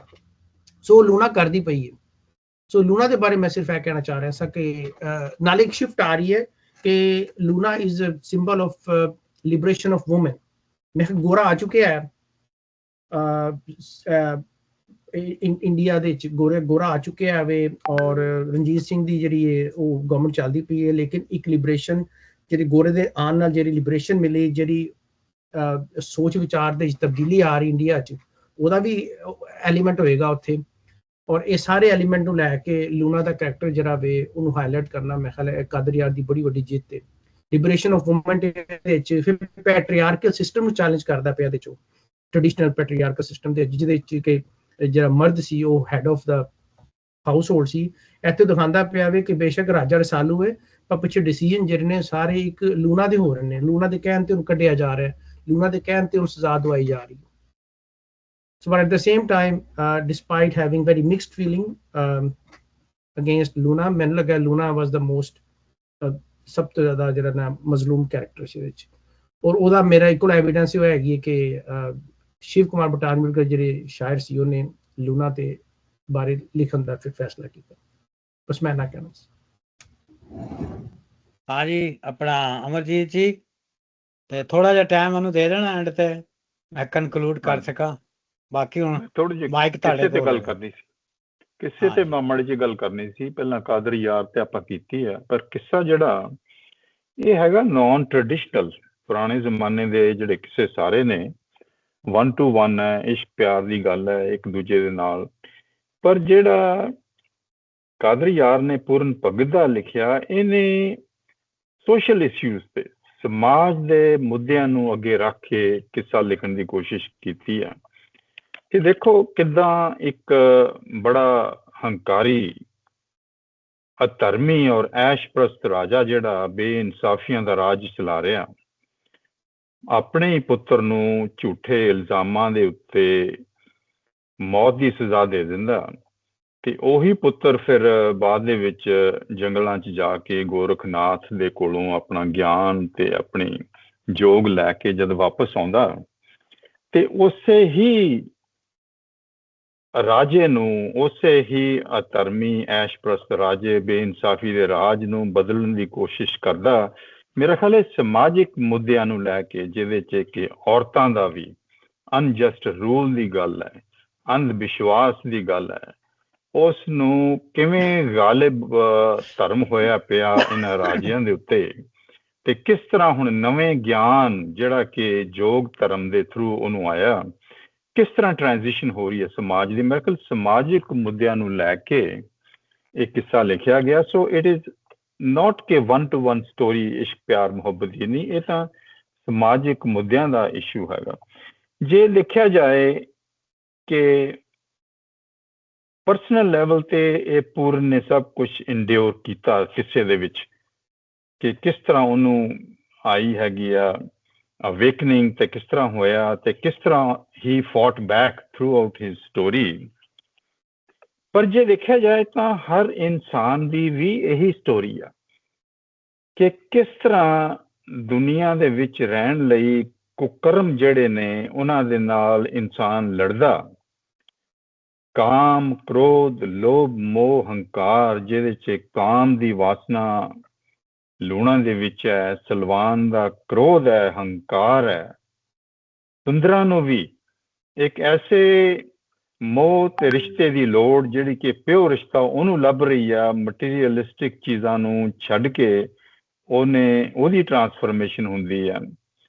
ਤੇ ਇੱਛਰਾਂ ਦਾ ਮੋਹ, ਮਾਂ ਦੀ ਮਮਤਾ ਦਾ, ਸਲਵਾਨ ਦਾ ਹੰਕਾਰ, ਇਹ ਸਾਰੇ ਜੋ ਕਾਮ, ਕ੍ਰੋਧ, ਲੋਭ, ਮੋਹ, ਹੰਕਾਰ ਪੂਰਨ ਤੇ ਇੰਡਿਓਰ ਕਰ ਰਿਹਾ, ਸਮਾਜ ਦੇ ਵਿੱਚ ਹਰ ਇਨਸਾਨ ਵੀ ਇਹੀ ਪੂਰਨ is also representative of every man in a society, ਕਿਸੇ ਨੂੰ ਜ਼ਿਆਦਾ ਹੱਦ ਤਾਈਂ, ਕਿਸੇ ਨੂੰ ਥੋੜੀ ਹੱਦ ਤਾਈਂ ਇਹ ਮੇਰੇ ਖਿਆਲ ਇੰਡਿਓਰ ਕਰਨਾ ਹੀ ਪੈਂਦਾ।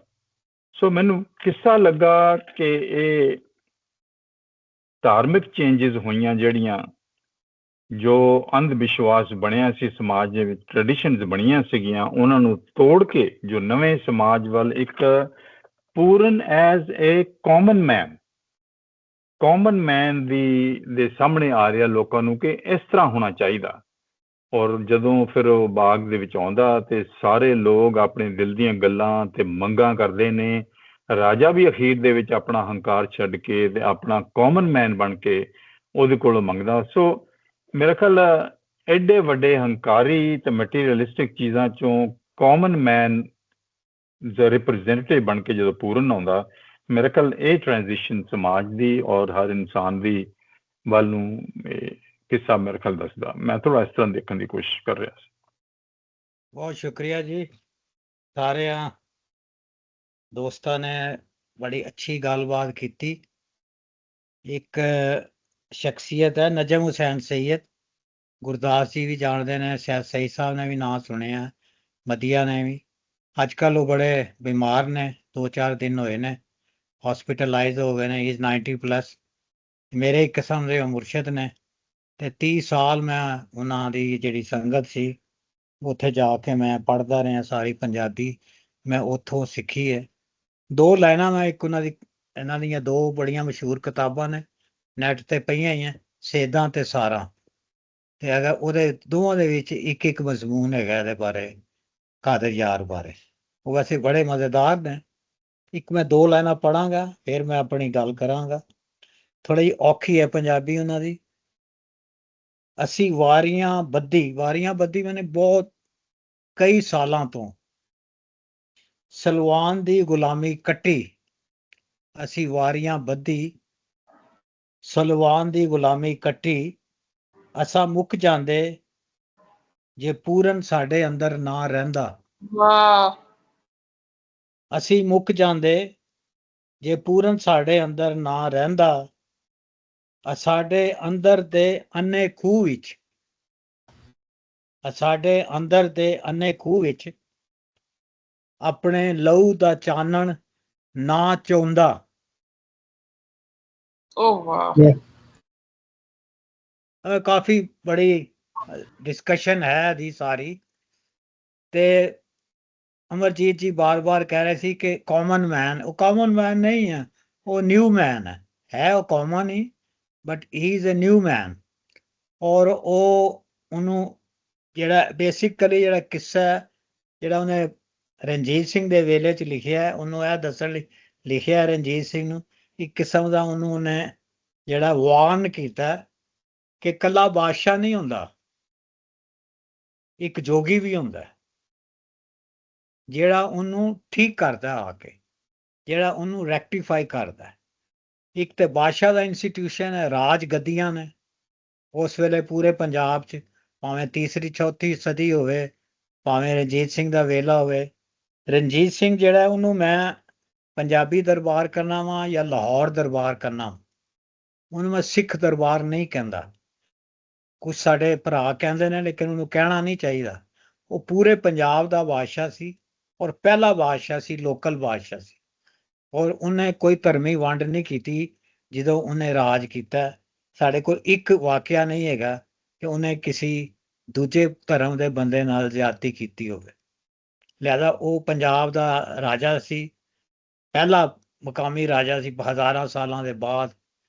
ਤੇ ਕਾਦਰ ਯਾਰ ਉਹਨੂੰ ਰੈਕਟੀਫਾਈ ਕਰ ਰਿਹਾ ਐਕਚੁਅਲੀ ਕਿ ਇੱਕ ਤੇ ਤੂੰ ਹੈਗਾ ਤੇ ਇੱਕ ਦੂਸਰੇ ਪਾਸੇ, ਕਿਉਂਕਿ ਸਲਵਾਨ ਜਿਹੜਾ ਸਾਰੇ ਦੋਸਤਾਂ ਨੇ ਗੱਲ ਕੀਤੀ, ਅੰਨਾ ਰਾਜਾ ਹੈਗਾ। ਉਤੋਂ ਉਹ ਧਰਮ ਦਾ ਨਾਂ ਲੈਂਦਾ ਹੈਗਾ, ਉਹਨੂੰ ਜਿਹੜਾ ਚੈਲੰਜ ਕਰਦਾ ਹੈਗਾ, ਉਹਦੇ ਨਾਲ ਆ ਕੇ ਬਕਾਇਦਾ ਟਕਰਾਉਂਦਾ ਹੈ ਉਹਦੇ ਰਾਜ ਨਾਲ, ਸਿਆਲਕੋਟ ਆ ਕੇ, ਉਹ ਪੂਰਨ ਭਗਤ ਹੈਗਾ। ਪੂਰਨ ਭਗਤ ਪਿੱਛੇ ਕੀ ਹੈ? ਉਹਦੇ ਪਿੱਛੇ ਟਿੱਲਾ ਜੋਗੀਆਂ ਹੈ। ਕਹਿਣਾ ਇਹ ਚਾਹ ਰਿਹਾ ਕਾਦਰ ਯਾਰ ਕਿ ਤੁਸੀਂ ਕਿਸੇ ਨੂੰ ਅੰਨ੍ਹੇਵਾਹ ਸੁੱਟ ਨਹੀਂ ਸਕਦੇ, ਤੁਸੀਂ ਖੂਹ ਚੋਂ ਸੁੱਟ ਕੇ ਮਾਰ ਦਿੰਦੇ ਨੇ। ਉਹ ਜਿਹੜੇ ਜੋਗੀ ਆ ਕੇ ਗੋਰਖਨਾਥ ਆ ਕੇ ਉਹਨੂੰ ਚੁੱਕਦਾ ਹੈ, ਸਾਂਭਦਾ ਹੈ, ਉਹਨੂੰ ਪਨਾਹ ਦਿੰਦਾ ਹੈ, ਉਹਨੂੰ ਸਾਰਾ ਕੁਝ ਉਹਨੂੰ ਦਿੰਦਾ ਹੈਗਾ। ਤੇ ਇਹ ਜਿਹੜੀ ਸਾਰੀ ਇਹਦੇ ਵਿੱਚ ਲੜਾਈ ਹੈ, ਲੜਾਈ ਹੈਗੀ ਹੈ ਜੋਗੀ ਦੀ ਤੇ ਬਾਦਸ਼ਾਹ ਦੀ। ਬਾਦਸ਼ਾਹ ਕੀ ਹੈ? ਪਾਵਰ ਹੈ, ਪੋਜੈਸ਼ਨ, ਵੈਲਥ ਹੈ, ਰੂਲ ਹੈ, ਆਰਡਰ ਹੈ, ਕਚਹਿਰੀ ਹੈ, ਥਾਣਾ ਹੈ। ਅੱਜ ਕੱਲ੍ਹ ਦੇ ਮੀਡੀਆ ਵੀ ਉਹਦੇ ਨਾਲ ਹੈ, ਉਹ ਸਾਰਾ ਕੁਝ ਉਹ ਸਾਂਭ ਕੇ ਬੈਠਾ ਹੈ, ਕਿਸੇ ਨੂੰ ਕੁਸਕਣ ਨਹੀਂ ਦਿੰਦਾ, ਉਹਨੂੰ ਸੁੱਟ ਦਿੰਦਾ ਖੂਹ ਦੇ ਵਿੱਚ। ਹੁਣ ਖੂਹ 'ਚ 12 ਵਰੇ ਹੋ ਰਹਿੰਦਾ, 12 ਵਰੇ ਉਹਨੂੰ ਖੂਹ 'ਚ ਕਿਉਂ ਸੁੱਟਿਆ? ਖੂਹ ਜਿਹੜਾ ਉਹ ਵੀ ਧਰਤੀ ਦੀ ਸਿੰਬਲ ਹੈਗਾ, ਧਰਤੀ ਦੇ ਥੱਲੇੋਂ ਪਾਣੀ ਆਉਂਦਾ, ਕਿੱਥੋਂ ਆਉਂਦਾ ਕਿਸੇ ਨੂੰ ਨਹੀਂ ਪਤਾ, ਹਿਸਟਰੀ ਹੈ। ਉਹ ਉਸ ਪਾਣੀ ਦੇ ਵਿੱਚ ਉਹ ਪਲਦਾ। ਹੱਥ ਪੈਰ ਜਿਹੜੇ ਬੰਦੇ ਦੀ ਮਿਹਨਤ ਹੈਗੀ ਹੈ, ਹੱਥਾਂ ਔਰ ਪੈਰਾਂ ਨਾਲ ਅਸੀਂ ਮਿਹਨਤ ਕਰਨੇ, ਉਹਨੂੰ ਸੁੱਟ ਦੇਣਾ ਉਹ ਵੀ ਇੱਕ ਸਿੰਬਲ, ਪੂਰਾ ਕਿਸੇ ਹੀ ਵੈਸੇ ਸਿੰਬੋਲਿਕ ਹੈਗਾ। ਤੇ ਉੱਥੇ ਮੈਂ ਇਹ ਵੀ ਗੱਲ ਕੀਤੀ ਸੀ ਕਿ ਧਰਤੀ ਉਹਨੂੰ ਪਾਲਦੀ ਹੈ, ਖੂਹ ਜਿਹੜੀ ਉਹ ਧਰਤੀ ਦੇ ਵਿੱਚ ਹੈ, ਧਰਤੀ ਉਹਨੂੰ ਪਾਲਦੀ ਹੈ। 12 ਸਾਲ ਜਿਹੜੇ ਭੂਰੇ ਰਹਿੰਦਾ ਉਹ ਅਨਕੌਂਸ਼ੀਅਸ ਹੈ। ਇੱਥੇ ਤੁਸੀਂ ਯੂੰਗ ਨੂੰ ਲੈ ਕੇ ਆ ਸਕਦੇ ਹੋ, ਯੂੰਗ ਦੀਆਂ ਥਿਊਰੀਆਂ ਉਹਦੇ ਤੇ ਅਪਲਾਈ ਕਰ ਸਕਦੇ ਹੋ, ਅਗਰ ਕੋਈ ਚਾਹੇ ਬੜਾ ਸ਼ਾਨਦਾਰ ਮਜ਼ਮੂਨ ਵਧੀਆ ਲਿਖ ਸਕਦੀ ਹੈ ਯੂੰਗ ਐਂਡ ਕਾਦਰ ਯਾਰ। ਉਹ ਜਿਹੜਾ ਖੂਹ ਹੈ ਉਹ ਵੀ ਹਨੇਰਾ ਹੈਗਾ ਤੇ ਉਹ ਆ ਕੇ ਟਕਰਾਉਂਦਾ ਹੈ। ਹੁਣ ਸੁੰਦਰਾ ਜਿਹੜੀ ਹੈ, ਵਧੀਆ ਜੀ ਦਾ ਸਵਾਲ ਹੈ ਕਿ ਸੁੰਦਰਾ ਕਿਉਂ ਨਹੀਂ ਉਹਦੇ ਨਾਲ ਰਹਿ ਸਕਦੀ? ਸੁੰਦਰਾ ਤੇ ਉਹ ਦੋਵੇਂ ਇਕੱਠੇ ਰਹਿ ਸਕਦੇ ਨੇ ਜੇ ਸੁੰਦਰਾ ਆਪਣਾ ਪੋਜੈਸ਼ਨ ਛੱਡ ਦੇਵੇ, ਆਪਣਾ ਮਹਿਲ ਛੱਡ ਦੇਵੇ, ਜੋ ਗਿਆਨੀ ਹੋ ਜਾਵੇ। ਉਹ ਦੋਵੇਂ ਅੱਗ ਪਾਣੀ ਨੇ। ਪੂਰਨ ਜਿਹੜਾ ਭਗਤ ਹੈ, ਭਗਤ ਜਿਹੜਾ ਉਹ ਉਸ ਮਹਿਲ 'ਚ ਨਹੀਂ ਰਹਿ ਸਕਦਾ, ਕਿਉਂਕਿ ਉਹ ਤੇ ਪੋਜੈਸ਼ਨ ਨੂੰ ਮੰਨਦਾ ਨਹੀਂ ਹੈ, ਉਹਦਾ ਉਹ ਟਕਰਾਅ ਹੈ। ਤੇ ਉਹ ਨਾਲੇ ਦੌਲਤ ਵੀ ਰੱਖਣਾ ਚਾਹੁੰਦੀ ਹੈ ਤੇ ਨਾਲੇ ਜੋਗੀ ਨੂੰ ਵੀ ਰੱਖਣਾ ਚਾਹੁੰਦੀ ਹੈ। ਇਹ ਨਹੀਂ ਹੋ ਸਕਦਾ, ਇੱਕ ਚੀਜ਼ ਹੀ ਰਹੇਗੀ। ਲਿਹਾਜ਼ਾ ਉਹ ਜਦੋਂ ਉਹਨੂੰ ਲੈ ਕੇ ਆਉਂਦੀ ਹੈ, ਪੋਜੈਸ ਕਰਨ ਦੀ ਕੋਸ਼ਿਸ਼ ਕਰਦੀ ਹੈ ਔਰ ਨਹੀਂ ਹੋ ਪਾਉਂਦਾ, ਤੇ ਫਿਰ ਉਹਦੇ ਲਈ ਨੈਚੁਰਲ ਹੈ ਕਿ ਉਹ ਸੁਸਾਈਡ ਕਰ ਲੈ ਜਾਂ ਸਾਰਾ ਮਹਿਲ ਛੋੜ ਕੇ ਟਿੱਲਾ ਜੋਗੀਆਂ ਚਲੀ ਜਾਵੇ, ਉਹਦੇ ਨਾਲ ਜੋਗਿਆਣੀ ਬਣ ਕੇ ਰਹਿਣਾ ਸ਼ੁਰੂ ਕਰ ਦੇ। ਕਿਉਂਕਿ ਉਹ ਤੇ ਉਹਨੂੰ ਤੇ ਦੌਲਤ ਦਾ ਕੋਈ ਲਾਲਚ ਨਹੀਂ ਹੈ, ਉਹ ਤੇ ਦੌਲਤ ਛੱਡ ਕੇ ਭਗਤ ਬਣਿਆ, ਪੋਜੈਸ਼ਨ ਛੱਡ ਕੇ ਉਹਨੇ ਆਪਣੀ ਸਾਰੀ ਉਹਦੀ ਕਮਾਈ ਹੈ, ਉਹਦੀ ਤਪੱਸਿਆ ਹੈ। ਤੇ ਇਹ ਕਿੱਸਾ ਜਿਹੜਾ ਸੀ ਉਹ ਥਰੂ ਆਊਟ ਅਸੀਂ ਦੇਖਿਆ ਦਿਨ ਬੀਬੀਆਂ ਨੇ ਇਹਦੇ ਵਿੱਚ, ਲੇਕਿਨ ਅਲਟੀਮੇਟਲੀ ਇਸ ਕਿੱਸੇ ਦੀ ਜਿਹੜੀ ਪ੍ਰੋਟੈਗੋਨਿਸਟ ਹੈ, ਜਿਹੜੀ ਹੈਰੋਇਨ ਹੈ, ਉਹ ਇਛਰਾ ਹੈ। ਅਖੀਰ ਤੇ ਉਹੀ ਰਹਿ ਜਾਂਦੀ ਹੈ। ਲੂਣਾ ਤੇ ਜਿਹੜਾ ਉਹ ਕਰਦੀ ਇੱਕ ਅਟੈਂਪਟ ਵਗੈਰਾ ਕਰਦੀ ਹੈ, ਉਹਦੇ ਬਾਅਦ ਉਹਨੇ ਬਿਲਕੁਲ ਹੀ ਉਹਨੂੰ ਦੁਬਾਰਾ ਉਹ ਆਈ ਨਹੀਂ ਕਿਸੇ ਦੇ ਵਿੱਚ। ਤੇ ਸੁੰਦਰਾ ਆਉਂਦੀ ਹੈ, ਉਹ ਕਰਦੀ ਹੈ ਸੁਸਾਈਡ ਕਰ। ਇਛਰਾ ਇਹ ਕਿ ਇਛਰਾ ਵਾਹਦ ਔਰਤ ਹੈ ਜਿਹਦੀ ਪੂਰਨ ਨਾਲ ਇਹ ਤਲਕ ਹੈ ਕਿ ਉਹਨੇ 9 ਮਹੀਨੇ ਉਹਨੂੰ ਆਪਣੇ ਪੇਟ ਵਿੱਚ ਪਾਲਿਆ ਹੈ, ਬਾਕੀ ਕਿਸੇ ਦਾ ਉਹਦੇ ਨਾਲ ਕੋਈ ਤਲਕ ਨਹੀਂ ਹੈ। ਉਹ ਪੂਰੇ ਪਲਿਆ, ਉਹ ਲੋਕਾਂ 'ਚ ਰਿਹਾ, ਕਿੱਥੇ ਰਿਹਾ, ਖੂਹ ਦੇ ਵਿੱਚ ਰਿਹਾ, ਹੋਰ ਕਿਸੇ ਦਾ ਉਹਦੇ ਨਾਲ ਕੋਈ ਕੰਟਰੀਬਿਊਸ਼ਨ ਨਹੀਂ ਹੈ ਉਹਦਾ। ਔਰ ਉਹ ਕ੍ਰੀਏਟਰ ਹੈ ਇਛਰਾ, ਇਸ ਲਈ ਉਹਦੀ ਉਹ ਕਰਦਾ ਹੈਗਾ। ਔਰ ਜਿਹੜਾ ਰਾਜ ਹੈ, ਜਿਵੇਂ ਜਿੱਥੇ ਉਹ ਸਿਆਲਕੋਟ 'ਚ ਆਉਂਦਾ, ਉਹ ਕੀ ਕਰਦਾ ਆ ਕੇ ਕਿ ਦਾਖਾਂ ਜਿਹੜੀਆਂ ਨੇ ਉਹ ਹੋ ਜਾਂਦੀਆਂ, ਬਾਗ ਸਾਵਾ ਹੋ ਜਾਂਦਾ। ਇਹ ਨੇਚਰ ਹੈਗੀ ਹੈ। ਲੋਕ ਉਹਦੇ ਕੋਲ ਆਉਂਦੇ ਨੇ ਆਪਣੀਆਂ ਮੁਰਾਦਾਂ ਲੈ ਕੇ, ਮਾਂ ਉਹਦੇ ਨੂੰ ਚਾਨਣ ਮਿਲ ਜਾਂਦਾ ਹੈ, ਉਹ ਚੌਲ ਦਾ ਦਾਣਾ ਦਿੰਦਾ ਹੈ ਉਹਨੂੰ, ਲੂਣਾ ਨੂੰ, ਇਹ ਰਾਜਾ ਰਸਾਲੂ ਪੈਦਾ ਹੁੰਦਾ ਹੈ। ਹੁਣ ਇਹ ਰਾਜਾ ਰਸਾਲੂ ਜਿਹੜਾ ਉਹ ਵੀ ਐਕਸਟੈਂਸ਼ਨ ਹੈਗੀ ਹੈ ਪੂਰਨ ਭਗਤ ਦੀ, ਔਰ ਐਂਟੀ ਹੈਗਾ ਉਹ ਸਲਵਾਨ ਦੇ। ਰਾਜਾ ਰਸਾਲੂ ਨੂੰ ਵੀ ਪੂਰੇ ਪਾ ਦਿੰਦੇ ਨੇ, ਪੂਰੇ 'ਚੋਂ ਜਦੋਂ ਕੱਢਦੇ ਨੇ ਤੇ ਉਹ ਸ਼ਰਾਰਤਾਂ ਕਰਦਾ ਔਰ ਝੱਜਰੀਆਂ ਭੰਨ ਦਿੰਦਾ ਜਿਹੜੀਆਂ ਪਾਣੀ ਭਰਨ ਜਾਂਦੀਆਂ। ਉਹ ਬਾਦਸ਼ਾਹ ਜਿਹੜਾ ਉਹ ਪਿੱਤਲ ਦੀਆਂ ਬਣਾਉਂਦਾ, ਉਹ ਫਿਰ ਲੋਹਾ ਲੈ ਕੇ ਆ ਜਾਂਦਾ, ਫਿਰ ਉਹ ਨੱਠ ਜਾਂਦਾ, ਉਹਦੇ 'ਚ ਕੋਈ ਲੂਣਾ ਸ਼ੂਣਾ ਨਹੀਂ, ਉਹ ਨੱਠ ਕੇ ਜਾਨਵਰਾਂ ਦੇ ਨਾਲ ਰਹਿੰਦਾ, ਜੰਗਲਾਂ 'ਚ ਰਹਿੰਦਾ। ਫਿਰ ਉਹ ਵਾਪਸ ਆਉਂਦਾ, ਉਹਨੂੰ ਸਲਵਾਨ ਨੂੰ ਉਤਾਰਦਾ ਔਰ ਐਲਾਨ ਕਰਦਾ ਕਿੱਥੇ ਕਿਤੇ ਜ਼ੁਲਮ ਹੋ ਰਿਹਾ ਦੱਸੋ ਮੈਨੂੰ। ਔਰ ਜਿਹੜੀਆਂ ਵੀ ਨੇਚਰ ਦੀਆਂ ਤਾਕਤਾਂ ਨੇ, he is the real ruler of Punjab, ਜਿਹੜਾ ਇੱਕ ਜਸਟ ਦੇ ਉੱਤੇ ਖਲੋਤਾ ਹੈ। ਤੁਸੀਂ ਕਿਸੇ ਹੱਦ ਤੱਕ ਉਹਨੂੰ ਕੰਪੈਰੀਜ਼ਨ ਕਰ ਸਕਦੇ ਹੋ ਰਾਜਾ ਰਸਾਲੂ ਦਾ ਤੇ ਰਣਜੀਤ ਸਿੰਘ ਦਾ। ਉਹਦੇ ਨਾਲ ਥੋੜਾ ਸਲਵਾਨ ਨਾਲ ਤਾਂ ਬਿਲਕੁਲ ਹੀ ਨਹੀਂ ਮਿਲਦਾ, ਉਹ ਤੇ ਬਿਲਕੁਲ ਜ਼ਾਲਮ ਬੰਦਾ ਹੈ, ਅੰਨਾ ਬੰਦਾ ਹੈ।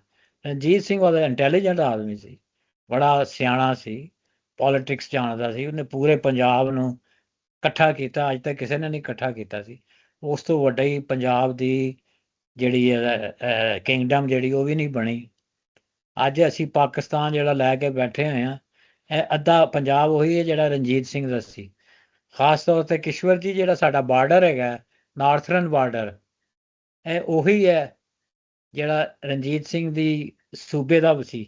ਜੇ ਅਟਕ ਤੱਕ ਹੁੰਦਾ ਤੇ ਅਸੀਂ ਅਟਕ ਤੱਕ ਹੋਣਾ ਸੀ। ਉਹ ਕਾਬੁਲ ਤੱਕ ਚਲਾ ਗਿਆ ਸੀ ਰਣਜੀਤ ਸਿੰਘ। ਅੱਛਾ, ਇਹ ਉਹਦੀ ਮਿਹਰਬਾਨੀ ਹੈ ਕਿ ਸਾਨੂੰ ਉਹ ਪਾਕਿਸਤਾਨ ਨੂੰ ਉਹ ਪੰਜਾਬ ਮਿਲਿਆ ਜਿਹੜਾ ਰਣਜੀਤ ਸਿੰਘ ਦਾ ਬਾਰਡਰ ਦਾ ਪੰਜਾਬ ਹੈ। ਬਹਰਹਾਲ ਹੈ ਵੈਸੇ ਇੱਕ ਸੀ ਸਾਰਾ। ਤੇ ਇਹ ਮੇਰੀਆਂ ਕੁਛ ਹੈ ਨੇ ਗੱਲਾਂ ਜਿਹੜੀਆਂ ਨੇ, ਕਿਉਂਕਿ ਜਿਹੜੇ ਹੱਥ ਪੈਰ ਜੋੜਦਾ ਹੈ ਬਾਲਨਾਥ, ਉਹ ਇੱਕ ਰੀਬਰਥ ਹੈ। ਉਹਦੀ ਰੀਬਰਥ ਹਮੇਸ਼ਾ ਗੁਰੂ ਦਿੰਦਾ, ਤੁਹਾਡਾ ਟੀਚਰ ਦਿੰਦਾ। ਮਾਂ ਬਾਪ ਜਿਹੜੇ ਨੇ ਫਿਜ਼ੀਕਲੀ ਤੁਹਾਨੂੰ ਪੈਦਾ ਕਰਦੇ ਨੇ। ਸਿਕੰਦਰ ਨੇ ਵੀ ਇਹ ਗੱਲ ਕੀਤੀ ਸੀ ਕਿ ਪਿਓ ਨੇ ਮੈਨੂੰ ਪੈਦਾ ਕੀਤਾ, ਲੇਕਿਨ ਬੰਦਾ ਮੈਨੂੰ, ਇਨਸਾਨ ਮੈਨੂੰ ਮੇਰੇ ਟੀਚਰ ਨੇ ਬਣਾਇਆ। ਔਰ ਉਹਦਾ ਟੀਚਰ ਅਰਸਤੂ ਸੀ, ਸਿਕੰਦਰ ਆਜ਼ਮ ਦਾ। ਤੇ ਇਸ ਤਰ੍ਹਾਂ ਦਾ ਕਿੱਸਾ ਹੈ, ਮਿਲਿਆ ਜੁਲਿਆ ਕਿੱਸਾ, ਰੋਮਾਂਟਕ ਹੈ, ਬਿਲਕੁਲ ਨਹੀਂ ਹੈ। ਇਹ ਜਿਹੜਾ ਹੈ ਹੁਕਮਰਾਨਾਂ ਬਾਰੇ ਹੈ, ਔਰ ਹੁਕਮਰਾਨਾਂ ਨੂੰ ਨਸੀਹਤ ਕਰਨ ਵਾਸਤੇ, ਮੱਤ ਦੇਣ ਵਾਸਤੇ। ਔਰ ਮੱਤ ਕੌਣ ਦਿੰਦੇ ਨੇ? ਜੋਗੀ ਦਿੰਦੇ ਨੇ। ਜਿਹੜੀ ਪੂਰੀ ਬੜੀ ਵੱਡੀ ਲਹਿਰ ਸੀ ਹਿੰਦੁਸਤਾਨ ਦੇ ਵਿੱਚ 47 ਤੱਕ, ਉਹ ਕਿਲਾ ਜੋਗੀਆਂ ਜਿਹੜਾ ਸੀ ਆਬਾਦ ਸੀ। ਹੁਣ ਤੇ ਉਹ ਵਿਚਾਰਾ ਖਤਮ ਹੀ ਹੋ ਗਿਆ, ਮੈਂ ਗਿਆ ਸੀ ਉੱਥੇ। ਲੇਕਿਨ ਇੱਕ ਬਹੁਤ ਵੱਡੀ ਮੂਵਮੈਂਟ ਸੀ, ਐਂਟੀ ਬਾਦਸ਼ਾਹ ਮੂਵਮੈਂਟ ਸੀ। ਹੈ ਜਿਹੜੇ ਲੋਕ ਬਾਦਸ਼ਾਹ ਤੋਂ ਟੁੱਟਦੇ ਸੀ, ਜਿਨ੍ਹਾਂ ਨਾਲ ਜ਼ੁਲਮ ਹੁੰਦਾ ਸੀ, ਉਹ ਇੱਥੇ ਆ ਕੇ ਪਨਾਹ ਲੈਂਦੇ ਸੀ, ਇਹਨਾਂ ਨੂੰ ਪ੍ਰੋਟੈਕਸ਼ਨ ਦਿੰਦੇ ਸਨ। ਔਰ ਅਜੀਬ ਗੱਲ ਹੈ ਕਿ ਇਹਨਾਂ ਕੋਲ ਆਪਣਿਆਂ ਕੋਲ ਕੁਛ ਵੀ ਨਹੀਂ ਸੀ, ਲੇਕਿਨ ਇਹਨਾਂ ਕੋਲ ਸਭ ਕੁਛ ਸੀ।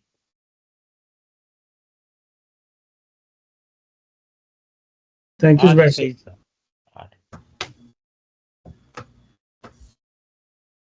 ਹੁਣ ਅਗਲੀ ਗੱਲ ਕਰ ਲਈਏ। ਜੀ ਜੀ।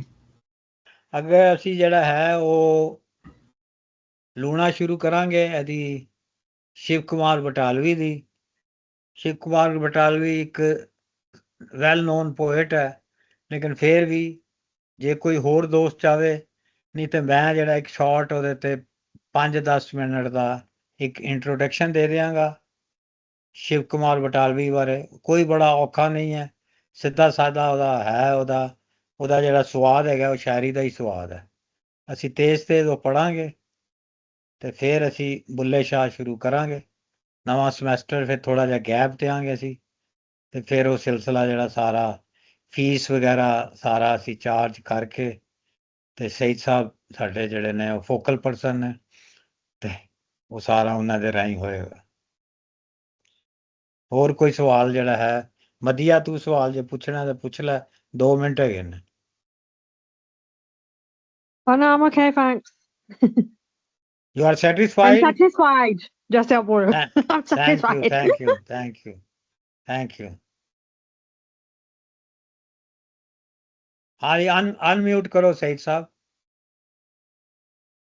हाँ जी जुबैर साहब, अगला हफ्ता ਅਸੀਂ ਜਿਹੜਾ ਕਮਿੰਗ ਸੈਟਰਡੇ ਅਸੀਂ ਬ੍ਰੇਕ ਲੈਣੇ ਆ।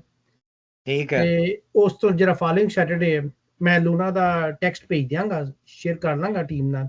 ਹਾਂ, ਵੈਸੇ ਉਹਦੇ ਤੇ ਪਿਆ ਆਪਣਾ .org ਤੇ ਉੱਤੇ ਪਿਆ। ਹਾਂਜੀ, ਤੇ ਉਹ ਮੈਂ ਸ਼ੇਅਰ ਕਰ ਲਾਂਗਾ। ਤੇ ਅਸੀਂ ਫਿਰ ਜਿਹੜਾ ਨਾ ਲਾਸਟ ਜਿਹੜਾ ਵੀਕਐਂਡ ਹੈ ਮੈਂ ਮਈ ਦਾ, ਉਹਦੇ ਚ ਅਸੀਂ ਈਦ ਤੋਂ ਬਾਅਦ ਵਾਲਾ ਜਿਹੜਾ ਆਏਗਾ ਉਹਦੇ ਚ ਅਸੀਂ ਸ਼ੁਰੂ ਕਰ ਦਾਂਗੇ ਲੂਣਾ। ਹਾਂ, ਵੈਸੇ ਅਸੀਂ ਕਿੱਸਾ ਪੜਾਂਗੇ ਜੀ ਜੀ, ਫਿਰ ਅਸੀਂ ਡਿਸਾਈਡ ਕਰਾਂਗੇ ਕਿ ਅਸੀਂ ਇੱਕ ਕਲਾਸ ਕਿੰਨਾ ਪੜ੍ਹਨਾ। ਜੀ ਠੀਕ ਹੈ। ਔਰ ਦੂਸਰਾ ਜ਼ਿਆਦਾਤਰ ਸਾਡੇ ਜਿਹੜੇ ਐਸਲੇ ਦੋਸਤ ਹੈਗੇ ਨੇ, ਅਸੀਂ ਸ਼ਿਵ ਕੁਮਾਰ ਬਟਾਲਵੀ ਦੀ ਕਲਾਸ ਤੇ ਕਲਾਮ ਵੀ ਪੜ੍ਹਿਆ ਸੀ, ਉਹਨਾਂ ਦੀ ਸ਼ਾਇਰੀ ਡਾਕਟਰ ਮਨਜ਼ੂਰ ਜ਼ਾਦ ਸਾਹਿਬ ਨਾਲ। ਇੱਕ ਪੋਸਟ ਤੁਸੀਂ ਨਾ ਉਹਨਾਂ ਦਾ ਉਹ ਜੇ ਕੋਈ ਲੈਕਚਰ ਹੈਗਾ ਤੇ ਉਹ ਸ਼ੇਅਰ ਕਰ ਦੇਣਾ ਗਰੁੱਪ। ਹਾਂ, ਉਹਨਾਂ ਦੇ ਸ਼ਿਵ ਕੁਮਾਰ ਤੇ ਲੈਕਚਰ ਹੈ ਨੇ, ਸੈਪਰੇਟ ਵੀ ਨੇ, ਤੇ ਜਿਹੜੇ ਅਸੀਂ ਕੀਤੇ ਸਨ ਉਹ ਵੀ ਮੈਂ ਸ਼ੇਅਰ ਕਰ ਦਿਆਂਗਾ। ਹਾਂ, ਖਾਸ ਤੌਰ ਤੇ ਜਿਹੜਾ ਐਜ਼ ਅ ਪੋਇਟ ਜਿਹੜਾ ਹੋਵੇ ਉਹਦੇ ਹਾਂਜੀ ਬਾਰੇ। ਹਾਂਜੀ ਹੈ ਉਹਨਾਂ ਦਾ ਬਿਲਕੁਲ ਹੈ ਹਾਂ, ਇੱਕ ਲੈਕਚਰ ਮੈਂ ਸ਼ੇਅਰ ਕਰ ਹਾਂ, ਦਿਆਂਗਾ। ਹਮ। ਮੈਂ ਇੱਕ ਤੇ ਗੱਲ ਕਰਨੀ ਸੀ ਕਿ ਦੇਖੋ ਅਸੀਂ 2 ਕਿੱਸੇ ਪੜ੍ਹ ਚੁੱਕੇ ਹਾਂ, ਸਾਨੂੰ ਕਿੰਨੇ ਆਲਮੋਸਟ 2 ਸਾਲ ਹੋ ਗਏ ਨੇ ਜ਼ੁਬੈਰ ਸਾਹਿਬ ਤੁਹਾਡੇ ਨਾਲ। ਬਸ ਜਦੋਂ ਉਹ ਮਨਜ਼ੂਰ ਸਾਹਿਬ ਬਿਮਾਰ ਹੋਏ ਸੀ ਉਦੋਂ ਮੈਂ ਆਇਆ ਸੀ, ਹਾਂਜੀ 2 ਮੈਨੂੰ ਸਾਲ ਯਾਦ ਨਹੀਂ ਟਾਈਮ। ਜ਼ਿਆਦਾ ਹੋ ਗਏ ਤੇ ਬਲਕਿ। ਮੈਂ ਕੋਸ਼ਿਸ਼ ਕਰ ਰਿਹਾ ਸੀ ਕਿ ਅਸੀਂ ਦੇਖੋ 2 ਕਿੱਸੇ ਐਜ਼ ਅ ਕਲਾਸ ਇੱਕ ਦੂਜੇ ਤੋਂ ਵੀ ਸਿੱਖਿਆ, ਤੁਹਾਡੇ ਕੋਲੋਂ ਵੀ, ਤੁਹਾਡੇ ਕੋਲ ਤਾਂ ਬਹੁਤ ਵੱਡਾ ਨੌਲੇਜ ਹੈ। ਕੀ ਅਸੀਂ ਮਤਲਬ ਮੈਂ ਆਪਣੇ ਆਪ ਨੂੰ ਇੰਟਰੋਸਪੈਕਟ ਕਰਨ ਦੀ ਕੋਸ਼ਿਸ਼ ਕਰ ਰਿਹਾ ਸੀ ਕਿ ਕੀ ਮੈਨੂੰ ਇਹਦੇ ਚੋਂ ਅੱਜ ਤੱਕ ਜੋ ਮੈਨੂੰ ਲੱਗਾ ਕਿ ਸਾਡੇ ਕੋਲ ਨੌਲੇਜ ਤਾਂ ਬੜਾ ਆ ਗਿਆ ਐਜ਼ ਅ ਸਟੂਡੈਂਟ।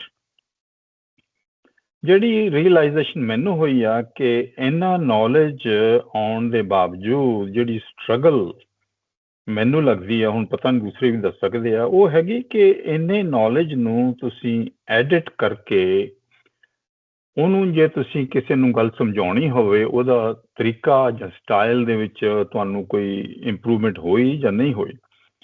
ਮੈਨੂੰ ਸਭ ਤੋਂ ਜਿਹੜੀ ਚੰਗੀ ਚੀਜ਼ ਲੱਗੀ ਕਿ ਮੈਨੂੰ ਇੱਕ ਵਿਲਿੰਗ ਟੂ ਲਿਸਨ, ਦੂਸਰੇ ਲੋਕਾਂ ਦੇ ਡਿਫਰੈਂਟ ਵਿਊ ਪੁਆਇੰਟਸ ਜਿਹੜੇ ਹੈਗੇ ਉਹਨਾਂ ਨੂੰ ਐਪਰੀਸ਼ੀਏਟ ਕਰਨਾ, ਉਹਨੂੰ ਖੁੱਲੇ ਦਿਲ ਦੇ ਨਾਲ ਸਮਝਣ ਦੀ ਜਿਹੜੀ ਮੇਰੇ ਅੰਦਰ ਇੱਕ ਸ਼ੁਰੂ ਹੋਈ ਆ ਕਿ nobody is wrong and nobody is right. ਜੋ ਵੀ ਕੋਈ ਅਗਲਾ ਗੱਲ ਕਰ ਰਿਹਾ ਉਹਨੂੰ ਸੁਣਨ ਦਾ ਹੌਸਲਾ ਪੈਦਾ ਕਰੋ ਆਪਣੇ ਅੰਦਰ, ਔਰ ਲੋਟ ਆਫ ਨੌਲੇਜ ਜਿਹੜਾ ਹੁੰਦਾ ਉਹਨੂੰ ਆਪਣੇ ਅੰਦਰ ਹੀ ਸੋਚ ਕੇ ਆਰਗੇਨਾਈਜ਼ ਕਰੋ। ਔਰ ਤੀਸਰਾ, ਜੇ ਤੁਸੀਂ ਉਸ ਗੱਲ ਨੂੰ ਅੱਗੇ ਕਿਸੇ ਨੂੰ ਦੱਸਣੀ ਚਾਹੁੰਦੇ ਹੋ, ਕਹਿਣੀ ਚਾਹੁੰਦੇ ਹੋ, ਉਸ ਨੂੰ ਡਿਲੀਵਰ ਕਿਸ ਤਰ੍ਹਾਂ ਕਰ ਸਕਦੇ ਹੋ, ਰੈਪੀਟੀਸ਼ਨ ਅਵੋਇਡ ਕਰਕੇ, ਰਿਡੰਡੈਂਟ ਵਰਡਿੰਗ ਨੂੰ ਪਾਸੇ ਕਰਕੇ, ਜੇ ਸਾਫ਼ ਸੁਥਰੇ ਥਾਟਸ ਤੁਹਾਡੇ ਦਿਲ ਵਿੱਚ ਹੈਗੇ ਨੇ ਉਹਨਾਂ ਨੂੰ ਅੱਗੇ ਪ੍ਰੈਜ਼ੈਂਟ ਕਰਨ ਦੇ ਲਈ ਜਿਹੜਾ ਤੁਹਾਡੀ, ਔਰ ਇਹਦੇ ਲਈ ਮੈਨੂੰ ਜਿਹੜੀ ਚੀਜ਼ ਜ਼ਿਆਦਾ ਕਾਮਯਾਬ ਲੱਗੀ ਉਹ ਹੈਗੀ ਕਿ ਜੋ ਅਸੀਂ ਇਹ ਵੀਡੀਓ ਬਣਾ ਰਹੇ ਹਾਂ ਤੁਸੀਂ ਆਪਣੇ ਆਪ ਹੀ ਦੁਬਾਰਾ ਸੁਣਿਓ ਆਪਣੇ ਆਪ ਨੂੰ, ਉਹਨੂੰ ਸੋਚੋ ਕਿ ਤੁਸੀਂ ਮੈਂ ਜਿਹੜੀ ਗੱਲ ਕਹਿ ਰਿਹਾ ਵਾਕਈ ਇਹਦਾ ਕੋਈ ਮਤਲਬ ਗੱਲ ਬਣਦੀ ਆ ਜਾਂ ਨਹੀਂ ਬਣਦੀ। ਸੋ ਇਹਦੇ ਨਾਲ ਸਾਡੀ ਰਿਫਾਈਨਮੈਂਟ ਹੋਏਗੀ ਐਜ਼ ਅ ਸਟੂਡੈਂਟ, ਖਿਆਲਾਂ ਦੀ ਵੀ, ਡਿਲੀਵਰੀ ਦੀ ਵੀ, ਉਹਦੇ 'ਚ